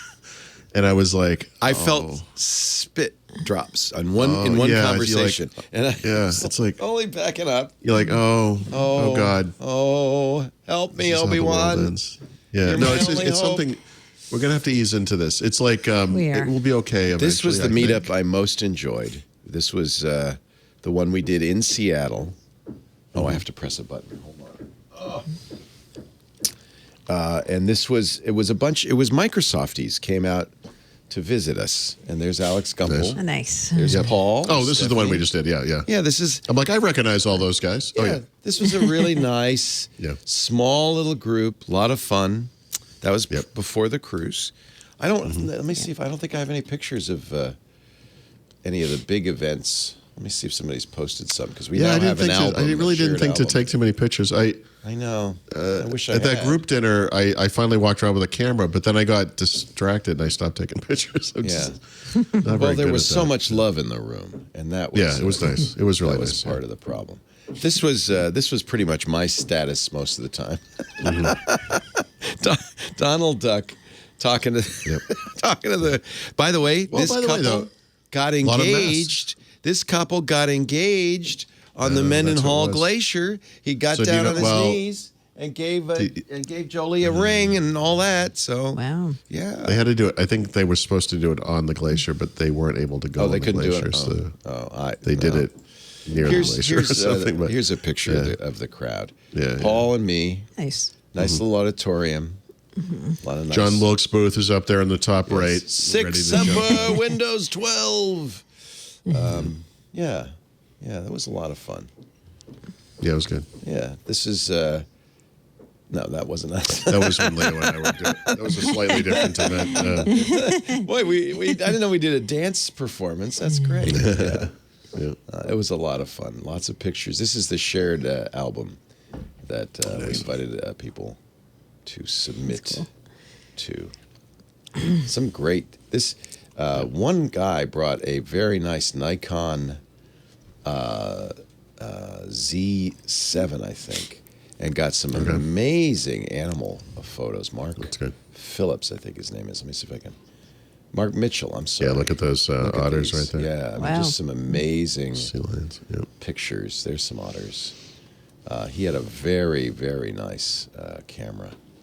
These animals always remind me that how superfluous human beings are. Like if we just disappeared, Here's Paul it wouldn't before his, impact coffee. all that. Yeah, that was me taking a bath. Some really amazing photos. Oh, look at this. This is one of my favorites. It's incredible. Wow. Yeah. That again is with the Nikon Z7. Mark Mitchell. Good job. I knew Mark had a good camera because he came up to me and said, "What camera did you bring, Leo?" I said, In case you thought you were going to come out on top of this one. Yeah. Look at this one. Oh my gosh, this is amazing. That is ooh, Wow. right in the look me in the eye, buddy. Mm-hmm. Yeah. Thank you everybody who came for that trip. It was an amazing. The wildlife stuff up there is It's beautiful. astonishing. Yeah. Did Yeah, you it's get up at excellent. 7 a.m. for the lumberjack show? No, I got up at 7 a.m. for the wildlife thing, and then we did like a seafood feast kind of a deal. I think Lisa, if she had known, might have gone. I don't know. Sure. It looks like the set of a Friday the 13th movie. Oh, look at the axes and the chainsaws. This was Ketchikan, which was my favorite. Yeah, town. beautiful. I really love Ketchikan. Yeah. I loved all of it. I loved it up there. Yay. You get to go next time, Mary Jo. We'll see. We have successfully talked her out of it. I'm a little scared of the COVID Yeah. event. Well, we're not doing it again till COVID is yeah. Of course. Yeah. Of course, that's what we said about this one. But yeah, probably. Yeah. Well, look at that. Look at that. Look at that. Yeah, That that's is a incredible. bear having No, lunch. it looked like a blast, and it looked amazing. The food looked great. All your food the food pictures was look great. great. Yeah. I'm looking at all the drink and food that Paul and Stephanie and Richard Campbell are consuming. If Richard Campbell's there, there's drinks. Wow. What a party you guys had. Man. All right, let's talk developers. We talked about Ignite, but there is a .NET conference coming up. Yeah, so this is a virtual conference. They do these throughout the year. .NET Conf, they call it. It's a virtual conference one day. The next one is August 9th. It's going to focus on .NET MAUI, which is that cross-platform developer framework that targets Windows, Mac OS, iOS, and Android. So it's all day. It's free. You can just sign up for that at any time. And the other one, Mary Jo might know this. There was some Power Platform. There was an interview I with read the it. corporate Yeah. vice president from Power Platform. Charles at Microsoft. Lamanna. Yep. Yeah, he said that this business was now a $2 billion business annually, which I don't think was new. I think they might have said this early in the year. But anyway, over 7 million monthly active users and 72% growth year over year by revenue. So, you know what's the craziest thing about that 7 million number? I don't think he gave the right number for his own business. Interesting. Okay. Because Oops. I know. I'm like, I did a search on it because I'm like, only 7 million? And I see Q1 2022, 20 million monthly active users of Power Platform. Oops. So I'm like, what? So, what all right. So the I'm wondering heck? if he didn't mean a particular. Maybe he was actually Me too. talking about a particular part One of the Power. parts of it. I agree. Yeah, probably, like maybe Power Apps or something. That's what I was right? thinking. It was probably Power Apps. Yeah, maybe that's my Power guess, too. Automate, but that was my guess. Yeah, okay, that's interesting. Yeah, All right. because when I saw that number, I'm like, that number seems wrong. But he's the head of the Power Platform, so you would assume he would give you the right number. Yeah. The other thing I kind of like, Microsoft, of course, is built on developer stuff, right? So the low code, no code thing is something they've been part of, but they kind of expand that because they have Visual Studio, right? And professional programming languages like C# and so forth. So they refer to this market as no code, low code, and pro code. Oh, Lord. That's great. Yeah. No, that's Which are good. you, That's good. low, no, or pro? I'm faux code. That's my kind of Faux code, nice. That's my kind of code. I thought that was kind of interesting. Yeah. Did, that by the was a way, good interview. Yeah. Yeah. Did Rich Campbell finish his .NET book? I was just curious. Do you think did I brand him a little too much about that? There were I took fingers flying. Let's put it that way. I took a 2-year hiatus on my programming Windows series to wait for him to finish writing the book, and then he didn't, and so I said, "Screw it, I'm just going to keep going." And That was cute. That was funny. A little back and forth there. I told him I'd help him. I want to see it. I want to read it. You got to see. He talked to everybody. He talked to all of the major players. So is it still in progress, or he did flip you off when you asked him about it? Well, so as Richard and I discussed actually before that day, because I had this interaction with Raphael as well, I said, one way to define a friend is they tell you to go F yourself and you just laugh. Yes. And when you have that kind of interaction, it's not meant in an antagonistic way. Or if it is, cute. it's that kind of No, we took it that friendly- way. Yeah. Yeah. Actually, I wasn't there. It was reported back to me. Oh, that's right. Yeah. Yeah, that was. I was. By then, I said, I don't think I should be hanging out with you guys. Yeah. Yep. Is there any asking for a friend? Is there any Xbox news? There's only So, one guys, thing. last week we had Xbox news on the What? show. I just want you to know. Oh my God, Yeah. but who introduced it? Was it you or Not someone me, else? obviously. No. Zach? Who did it? I think Zach and Rich both had some Xbox stuff to add. All right, so That's nice. tell me which of these sounds better. Microsoft has made a change to the Xbox Series X and S consoles, the new ones, and they have reduced boot time by 25%. Amazing, right? That's amazing. It is. Or Microsoft has quietly made a change to the Xbox Series X and S consoles that reduces boot time by 5 seconds. There we go. Oh boy. Because that's like, wait, 5 seconds? That doesn't sound very good. Except 5 seconds is 25%. It is 25%. That's what. Yep. So they've that's actually what I reduced it figured from out. 20 to 15 seconds. Yeah. So actually, that's Yeah. a pretty big deal. It's lame the way they did it. They created a shorter boot animation. Oh, so it doesn't boot faster. They're just the Well, no, it animation is does. shorter. It literally still boots faster. But because the animation was actually taking too much time. We were waiting for the animation to complete before we could play a game. That's dopey. Yep. That is That's so incredible. dopey. Oh my God. Now, the other caveat to this is the Xbox consoles, including the Xbox One, I believe, can operate in one of two modes. So the default is something called Energy Saver, where when you're done, it actually does shut down and you have to boot it up. And that, takes a little while. The other mode, which honestly I think most people probably use, is called Standby. And that works like a PC. You don't actually turn it off. You just, it goes to sleep. And while it's asleep, it can kind of dribble down updates and everything. And the advantage of that, it sounds like it's obvious, but just in case it's not, is if you don't do that, you'll turn on your PC or your Xbox and we'll say, hey, we have a 2 gig download or update we have to install. You can do it now, or you can just play offline. How does that sound? So you have to do it, So what happens is you hit that once, and then you say, yeah, I think I'm going to switch this to low or standby mode. I So want the don't dribble never have to down. deal with this. I want the dribble Yeah, I down want this updates, thing please. in the background. Yeah. So if you're doing that, which is what I do, you'll never actually notice this because you don't really boot the console almost ever. It's not like a Windows PC. Like Windows PCs, you actually reboot those pretty often every month. Xboxes, I did it because when I left my office to go on that trip with the boat, I unplugged the power strip, which has everything here. So my Xbox actually did turn off. So Paul, we don't notice this. recommend that method for rebooting your machines anymore. You know? Well, I'll tell you, I rebooted it and I had to install a damn update before I could play video games. So that's I what did the same happens. thing, though. That's the only time I've ever shut down my computers. I was going to be gone for a week, so I shut everything, including the Xbox. Yeah, you know, who knows? Shut it Like a down. house get hit by lightning or something. Yeah, that's actually a good idea. Yeah, take it off the power. Just take it off completely. off the power. Yeah, yeah. Good. That's all I got. That's it. 5 seconds. 5 seconds. Okay. Yep. Well, That's if that's all you're going to Sorry, give us, Mary, I think we're going to go to the back of the book. We've got a tip of the week, an app pick of the week, an enterprise pick of the week, a couple of them, and our beer of the week, Brain Fog. It's a Seattle. No, it's a Seattle treat.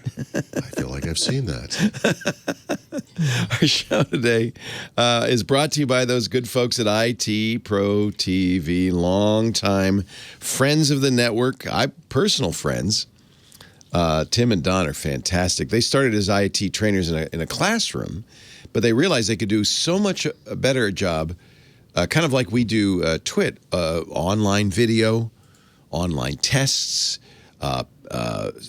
online configuration of Windows servers in the browser so you can really practice with this stuff. IT Pro TV is the place to get the IT knowledge you need, whether it's to get your first job in IT, to keep your job in IT, to certify or recertify. And let me tell you, we talk all the time about the individuals going to IT Pro TV. They have a team platform that is fantastic. You know, if you've got a business that you're kind of reliant on your IT team, they've got to be up to date on security, on networking, on everything to keep your business a success. So, but you want to give them IT training they're actually going to use, right? You don't want to. It's not like socks at Christmas where you go, "Oh, thanks, great." No, you want them to get excited about this, and I can promise you they will, because IT Pro TV's content is so engaging, so binge-worthy. In fact, 80% of people who watch videos on IT Pro TV actually finish them. There's a very, very low drop-off rate because you're learning and you're having fun doing it. The tech industry is constantly changing. You want to make sure, this is really important, that you're getting IT training that's up to date.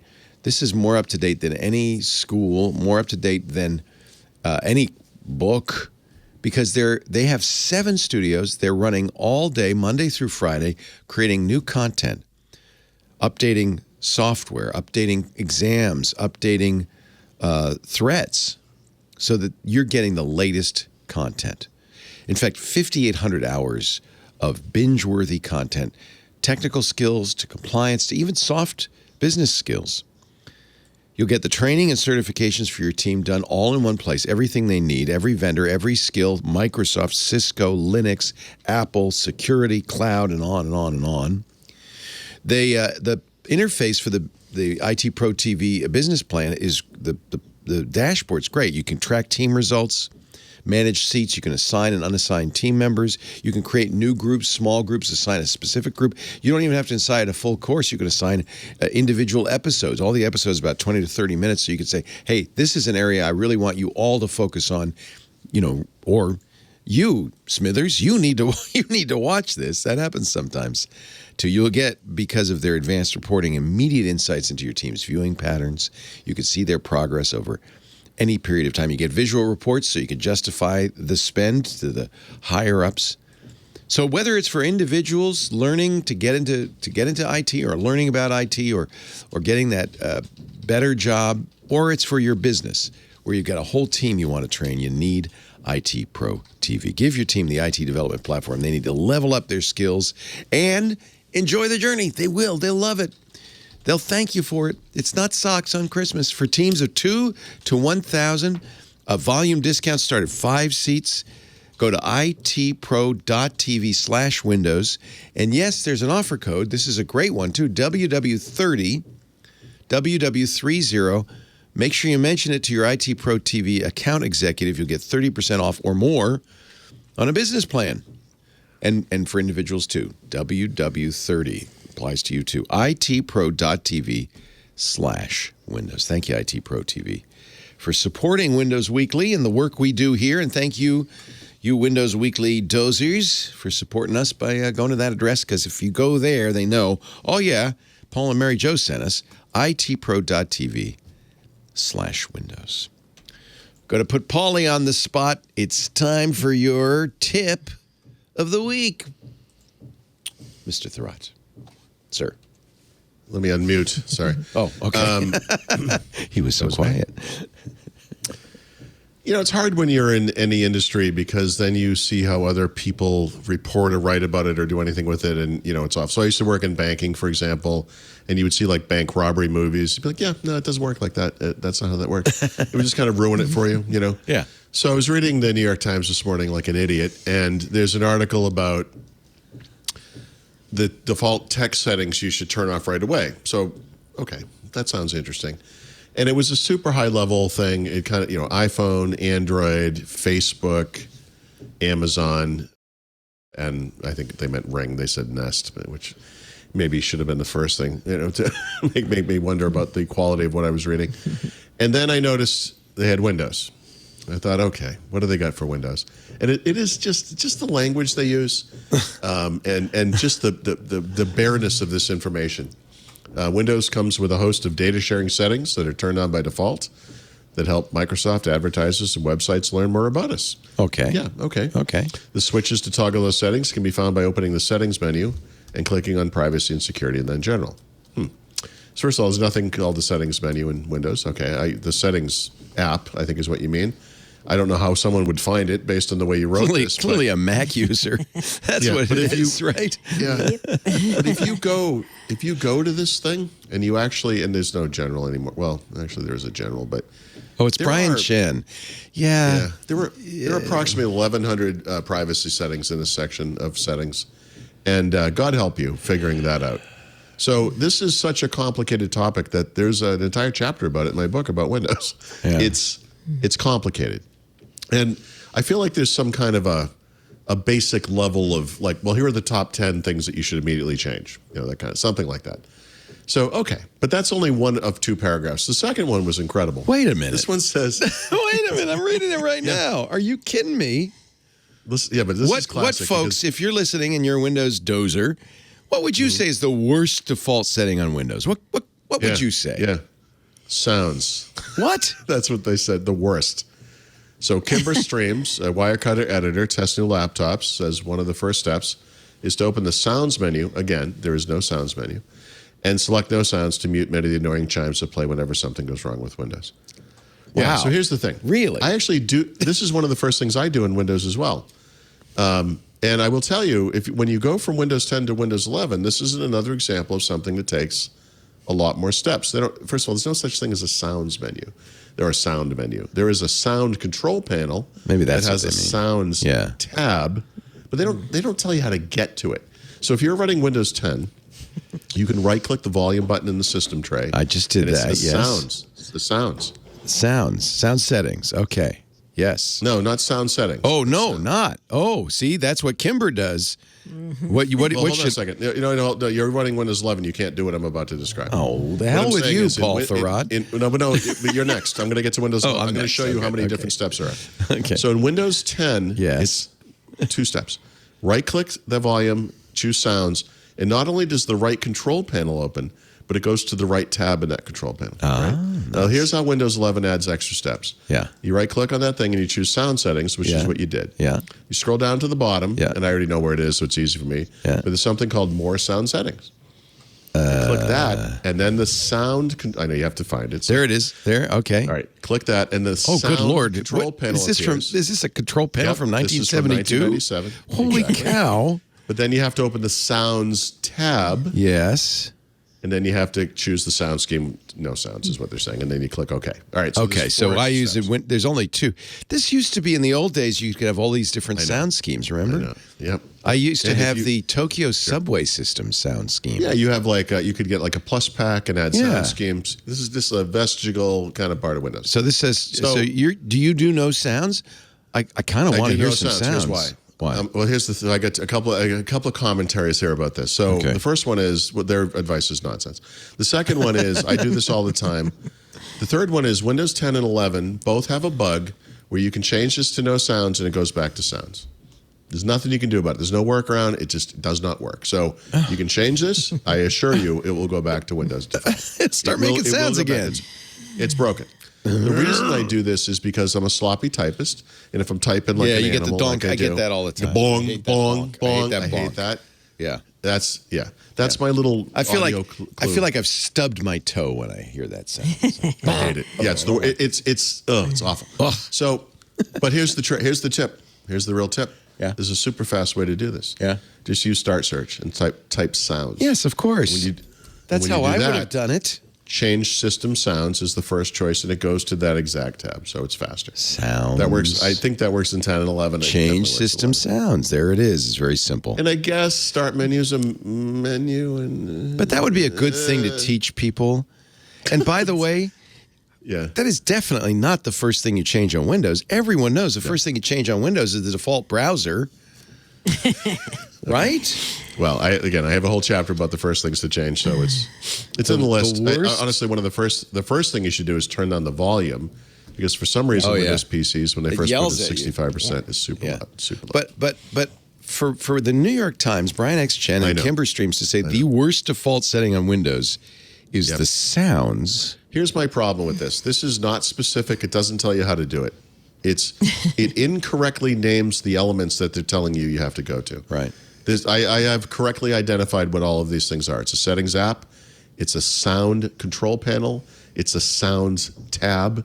These things all have names, and that's how you get someone to go to the right place in Windows. You tell them the right names. I also think that this is a problem that inexperienced journalists have.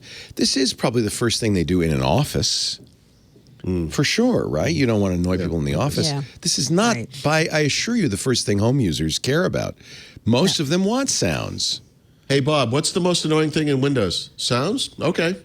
Like, seriously, that was the whole conversation? I mean, that's crazy. Yeah.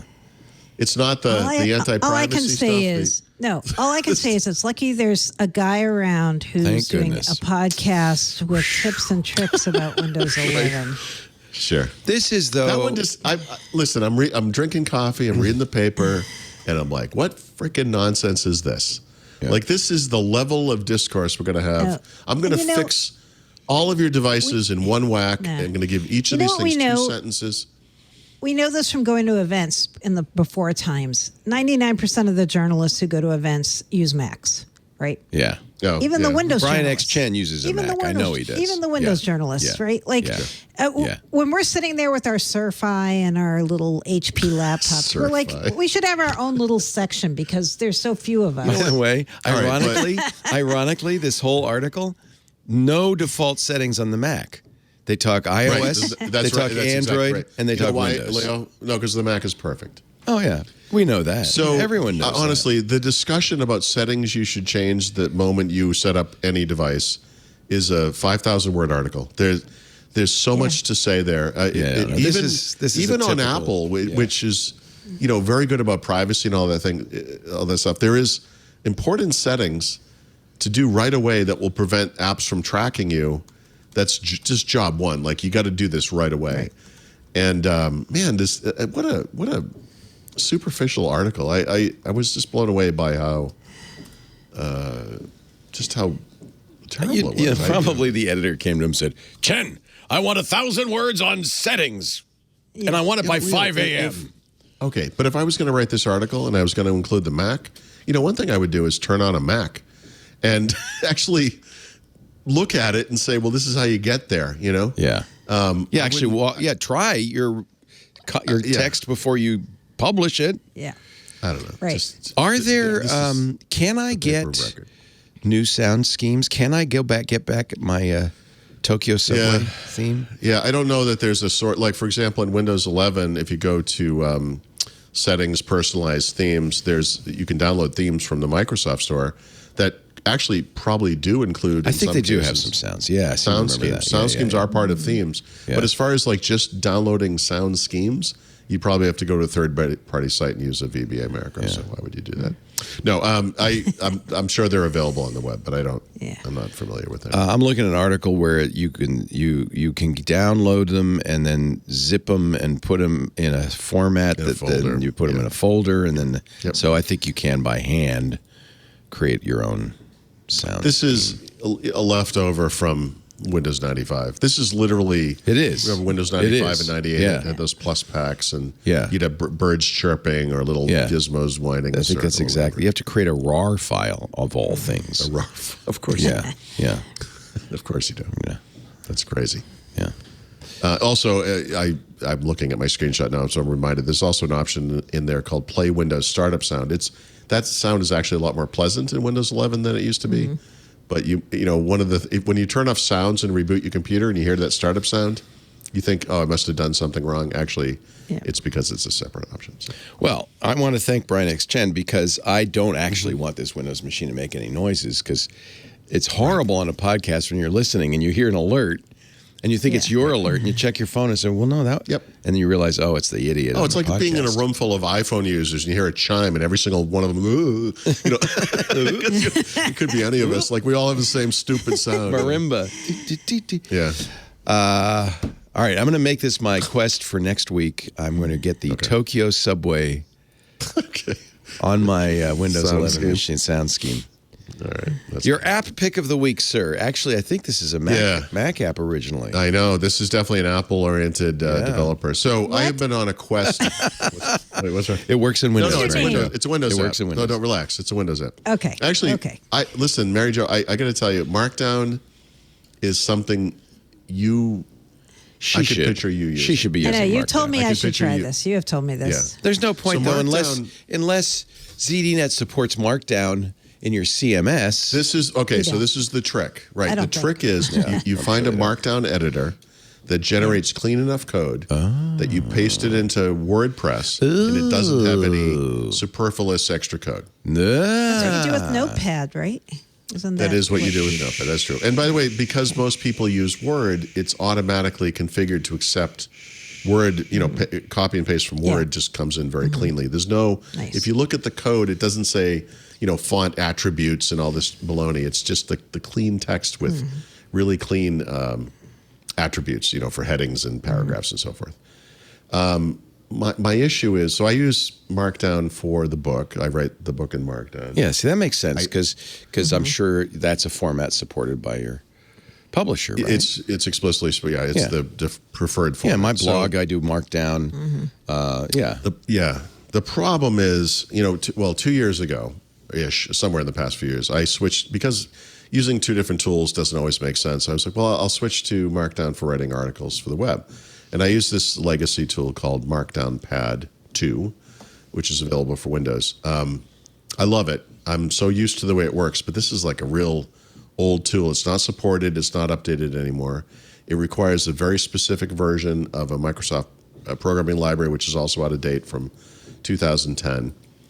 But it creates the cleanest code and is perfect for the book. But of course, I've been trying to get rid of it. So there are kind of friendly apps for end users like Typora, which are great, but the back-end code they create if you paste into WordPress or whatever is not as good. I also like the side-by-side view because you can write in, like, Typora is a rich text view where you're writing, you're seeing the output, but I like to write in code, and you can do a side-by-side view where you see the code on one side and then the output on the other side.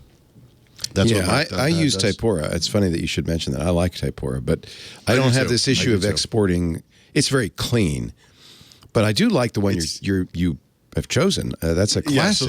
Yeah. So the reason I went to this, and I haven't purchased it yet. I actually tried this. Excuse me, on the trip on trial, and then I just re-downloaded it on a different PC since I got home. I think I'm probably going to get it.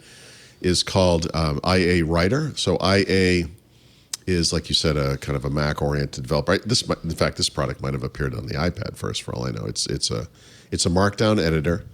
It does side-by-side editing if that's what you want. In fact, the default view is actually just code. It's not the rich text view. It's the code view. It has all the keyboard shortcuts you would expect. They're all correct. The code it creates is very clean. It's the reason someone might not want it is you have to pay for it. It's $29. B, it's super minimalistic, which actually I like, but you can't use any font you want in the editor. They only have 3 fonts. They're what I would call typewriter style fonts. I happen to like them. It won't be for everybody for sure. That's on purpose. It's kind of the way the app is. It's an interesting choice. I just haven't found. I have to store all of the files I need for Markdown Pad, excuse me, in the cloud, so I never lose them. Because this stuff doesn't exist anymore. Like this is not supported anymore. And I know at some point, I have to replace it, so I keep trying. I can't use Typora for the book. I could use it for the website.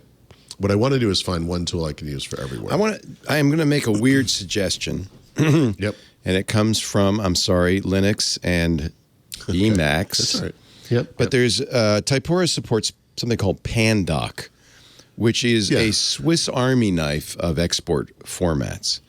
So you can install Typora, install Pandoc, and then you can export into a huge number of formats. When you say export, so this app does export to HTML and PDF, and I think to Word. Yeah, but Pandoc, holy cow, does it? So I should say I'm not actually looking for export. What I'm looking for is you copy and paste. So I write an article in Word, or I write it in some Markdown editor. Yeah, I select all of the text and I paste it into WordPress. Yeah, and then I look at the code. And if the code has all those extra font attributes and nonsense, which I can't. You want the word perfect gremlin zapper. Yeah, that's exactly what I want, actually. I do want that. Remember that? I wish there was maybe there's a key, maybe there's a way to do this. Because look, when it comes down to it, I'm talking about a couple of level of headings, bold and italics, and hyperlinks. This is it. I don't. Yeah. I'm sorry. Bulleted lists, maybe, or numbered lists. But you want simple. It's super simple format. Yeah. Most Markdown editors. So this is the difference between Notepad and plain text and Markdown, right? So you get basic formatting. It's basically rich text, but it's formatted in an XML type syntax. It's super simple. Notion does a sort of Markdown style thing. When you do a heading, you type a code. You type /H2 to do a heading 2. In Markdown, you would just type 2 hashtags and then the thing. And depending on the app you're using, it would either format it right there, or if you're doing a side-by-side view, you would see the code and then the formatted view over on the side. It's super simple. If you can handle Control B for bold and Control I for italics, the other things are just as easy. Headings and hyperlinks. Control K is typically the hyperlink for that. So it does all that stuff. I might be getting this. I just wanted to throw it out for anyone who is interested in Markdown. This seems like a IA writer. No, it's widely loved in the Mac world. It's been a long time choice for Markdown. Yeah. It's probably web-based. That's probably how they got it on Windows. Kind of like Notion is, right? It's fine. I mean, it's fine. There's nothing wrong. No, it's funny. Ironically, Notion just updated their iOS and Android apps to use native components instead of a web interface. Oh, so hopefully that means you can zoom in on the much faster. Yeah. One of the problems with big improvement. Notion is you can't. Yeah. It doesn't do the pull. By the way, let me recommend your article. You got to be a premium member, but of course you are, of Thurrott.com. Yeah. Your Alaska cruise article is really good, not just for cruising, although you have a lot of information about that, and I agree with you. The Holland America app is the most useless app ever created. Oh my God. Horrible. Horrific. Horrible. But I'm going to have a second. I'm doing a second article. Lots of good pictures in this too. Yeah. So well worth reading. And then you talk about some of the hardware that you took with you, and I presume you're going to do software as well. Yeah, I'm going to have a second article that made it work. It's part of what I just wanted to get something out while I was there. Yeah, really, really awesome. I'm sorry about the room. It was a great experience. I thought you had a nice room. This is terrible. What did we not give you? Fine. It was fine. Teasing. It was fine. Yeah, I love the view. It was good. I liked having the balcony. My wife sits out. She sat out there a lot. I mean, I went out and took pictures and but she would sit I lived out there. on our balcony. Yeah.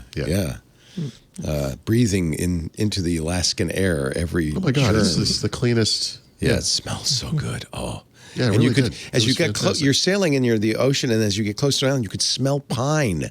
It smelled so Yeah. good. It's like, Yep. that's what pine smells like? That's fantastic. Like, well, this is what the Earth was like before the humans destroyed Yes, it. You know, exactly. Wow, pine smells great. Mary Jo Foley, guess what? It's your turn. Enterprise Pick of the Week, Part 1. Yes. Part 1 is all about Microsoft getting more serious about trying to get business users and enterprises to go with Windows 11. So this week they announced 2 different tools that are aimed at IT admins to help them ease the transition from Windows 10 to Windows 11. One of these is called the Windows 11 and Office 365 Deployment Lab Kit. So this is something for admins to help them plan, test, validate modern desktops running Windows 11 Enterprise and Microsoft 365 Enterprise apps. And the way it works is it uses a Hyper-V dependent lab environment so that you can test out things like domain joined clients, a domain controller, your internal gateway, and show you how a fully configured configuration management instance will work with your systems. There's also a thing called the Windows 11 Onboarding Kit. So this is a set of Office files that have templates and documents to help IT communicate with users. You know, IT, they're not the best at communicating with users. So this is going to help you do that better, I guess. The content can be customized as needed, it says. So if you are interested in these kinds of tools, or I guess a week ago, Microsoft announced something, what do they call this? Guided simulations for Windows 11. They've now got another tool that shows you how similar Windows 11 is to Windows 10. So for people who have heard and maybe personally experienced things that traumatize them about going from 10 to 11, this is meant to calm your fears and tell you it's really not that different. Let us show you how it's not that different. So I think it's really interesting. It's a little late for them to start doing some of this stuff. I feel like they could have done this a year ago, but maybe it's because they think 22H2, which is coming this fall, is really the version of Windows 11 that will be the right one for companies to start thinking about upgrading to, especially since we think Windows 12 is waiting in the wings for 2024. So, yeah. There's lots of tools like this. You can find them by going to the tech community blogs on Microsoft and look for some of these names of things I mentioned, and you'll get lots of details and other posts about all kinds of things you can do to try to make Windows 11 migration a better and easier experience. You're going to get a big button that says "Don't panic" that you can wear. Exactly. Yes. Nobody panic. Do not panic. You can do more with less. I've heard that somewhere on the show today. Who is this Les, and where can I find him? Enterprise Pick Numero Duo. Yeah, so this is a little concerning. I didn't realize this until I saw Microsoft talk about this in a couple blog posts this week. But if you're still running Office 2016 and Office 2019, and many people are, I think I'm still running Office 2019 locally, in fact. Microsoft has decided that next October 2023, you will no longer be able to connect to Microsoft 365 backend services with these programs starting then. So I'm telling you over a year in advance because you may think, oh, that's a year away. Well, this is a pretty major problem, right? And what makes some IT people maybe lulled into a false sense of security is neither of these products is going to be out of support by next year. Both of them are in support until 2025. So you may think, I'll be fine. I can run these till 2025. Not if you intend to connect to things like Exchange and Online, SharePoint Online, OneDrive on the back end. You only have until next fall. So just word to the wise. Mark your calendars. I see you're running a Type Pro, which I like. So why? Oh, you're looking at my icons down there, are you? Wow. People are going to complain about that. Not the Type Pro. I mean, about the the 2 years of not being supported there. Yeah, they're not going to care. They've done this before. Oh, that's crazy. They've done this before. That's a tough one. Yep. They're like, guys, we know the products are supported, but if you want to run them, you can. You can just use them locally and not connect to anything on the back end.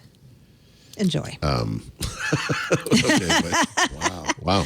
I'm not saying this is good. I'm just saying they've done it before, and people were mad, and they didn't really care. They're going to do it again. Yikes. I will. This is another one where the radio show is who's going to take the brunt of this one. Yep. So I have to read this in detail, Indeed. so I know what to say. Yep. Oh God. Just tell them to get on the Microsoft Enterprise channel, and they'll be fine. Don't you have the LTS version You don't have of Yeah. yeah? LTSC? Come on. Come on, man. Are you even Are you on alive? E5? If you're on E5, everything's fine. Oh God. Yeah. Oh, help me. All right. So those are important Yes. details. By the way, thank you to JT, who has apparently found and downloaded and posted in our Discord all the Tokyo subway sounds. I think these are nice sounds for Actually, Windows. they have that same pleasant vibe as the Mm-hmm. Windows 11 sounds or whatever. Yeah, you could use those instead of the stub your toe sound. Just a little of that. You're a jerk. Bonk, bonk. You're stupid. It's just so awful. Thank you, JT. He found them, and maybe this is where I was thinking of. There was an Mac OS instant messaging program called Adium, and they had a sound theme that was the Tokyo train stations. But this is the ones that came from that. But the one I was using, I'm sure was on Windows, and I think it had a lot more sounds, including some longer announcements and so forth. So anyway, but thank you, JT. That starts my collection. I want that Paris subway, Oh, I love that. Oh, that's better, isn't it? The SNCF sound. Dun, dun, dun, dun. And then some. It is time for the bear of the week. I always like the woman on the Paris subway. She's like, Musée du Louvre. Musée du Louvre. It's like the perfect voice, It's like you're on the New York subway. It's like, get off. Watch out for the hole between the train and the platform. Mind Oh, the you gap. fell in. That's what they say in the UK. Mind the gap. It's either that or Musée du Louvre. Musée du Louvre. Mary Jo, do you have a beer for us? I do. And it's a very surprising beer. It's surprising because it's so... I know I recommend a lot of high ABV beers. I think I've done some 17, 18s. Okay, I'm not perfect. I've done it. But this is a beer that is only 1.7%. But the good news is it tastes amazing. It tastes like a regular beer. The beer is from Hill Farmstead, one of the most famous craft breweries in the United States. They have a beer called Charlie.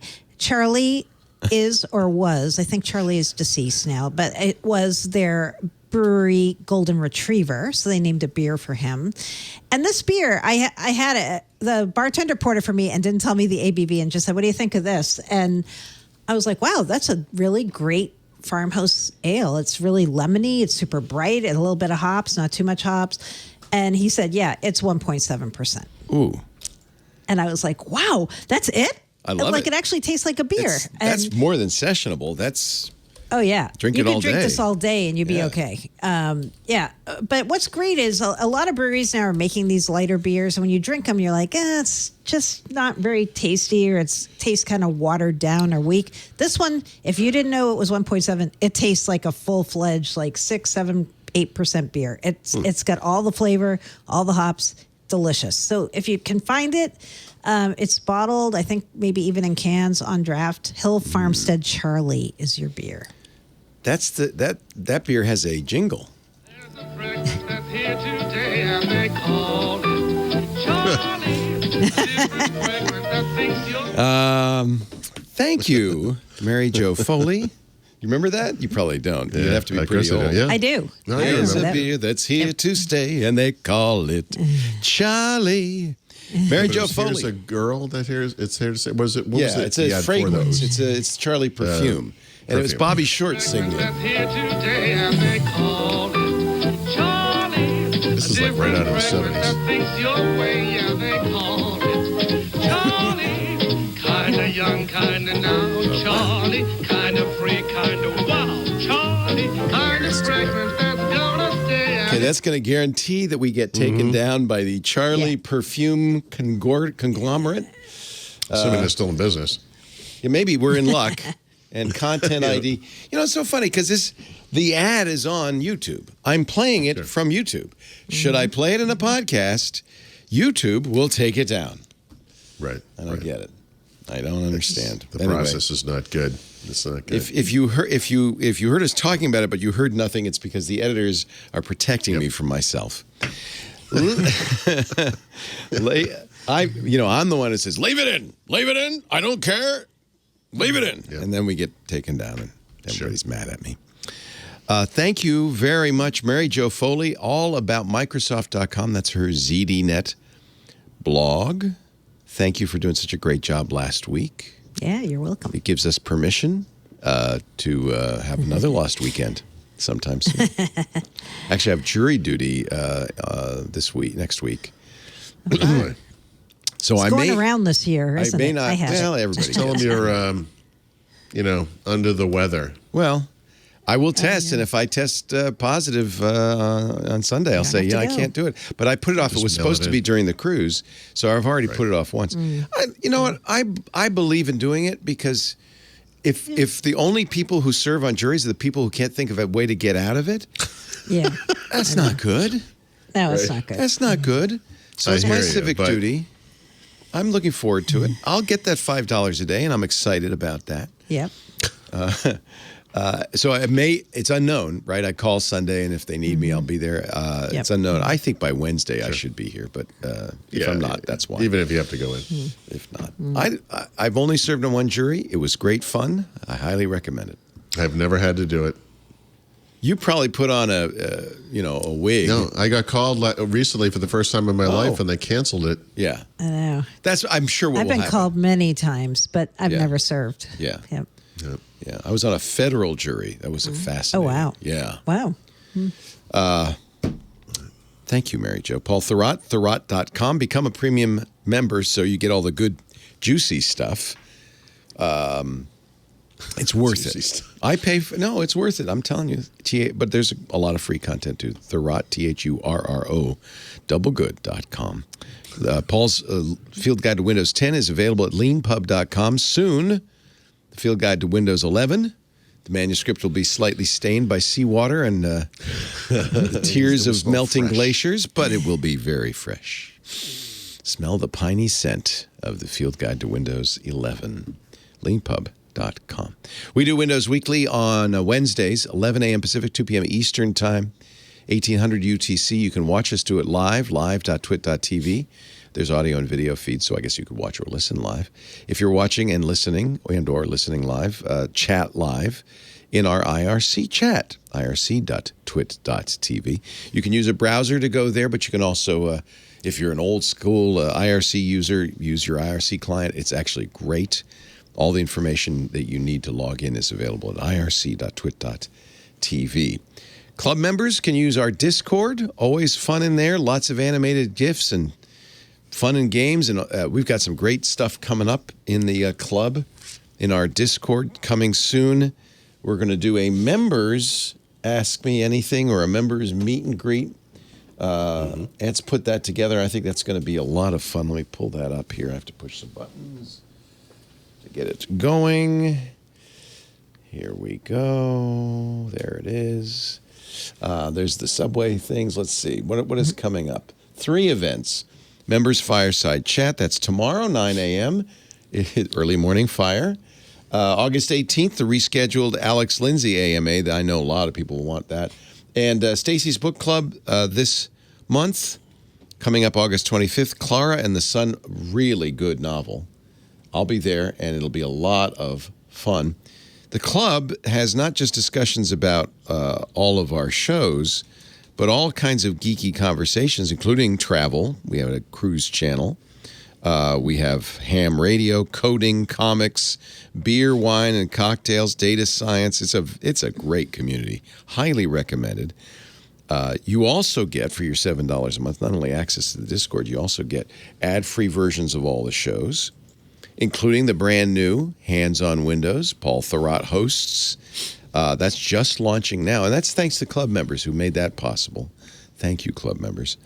You also get the Twit Plus feed, which has material that we don't put out as podcasts. There's lots of good stuff in there. You can subscribe to individual shows like Hands on Windows for $2.99 a month. All of that at twit.tv/clubtwit. I think that Hands on Windows, correct me if I'm wrong, Paul, is club only at this point, right? Mm-hmm. That's right. And we do that not because we want to leave anybody out, but because when shows are brand new, like This Week in Space was, no advertising, no audience. They go hand in hand. So the club members basically are financing it, so we give them access. But if all goes well, and I'm sure it will, that will eventually become an advertising-supported show available to all. But for now, I think $7 a month is not a lot to pay for all of that goodness. Episode 1 of Hands on Windows comes out this week. Yes? This should be tomorrow. Tomorrow. So it's going to be every Thursday. And you're doing the stuff, you do, in your tips. I mean, the first few will be, the basics, top 10 new features, top 10 terrible new changes, that kind of stuff. And then we'll settle into. Yeah. No, Twit is not turning into a paywall, Pelly. We give you so much free content, including this show, available at twit.tv/WW. Download it for free. Ad-supported, but free. You also can see it on YouTube. That's free. And if you want, you can even subscribe in your favorite podcast player and get it every Wednesday, the minute it's available for Windows Weekly. Thank you, Paul. Thank you, Mary Jo. Have a wonderful week. We'll see you next time right here on Windows Weekly. Hey, I'm Rod Pyle, Editor-in-Chief of Ad Astra Magazine, and each week I join with my co-host to bring you This Week in Space, the latest and greatest news from the final frontier.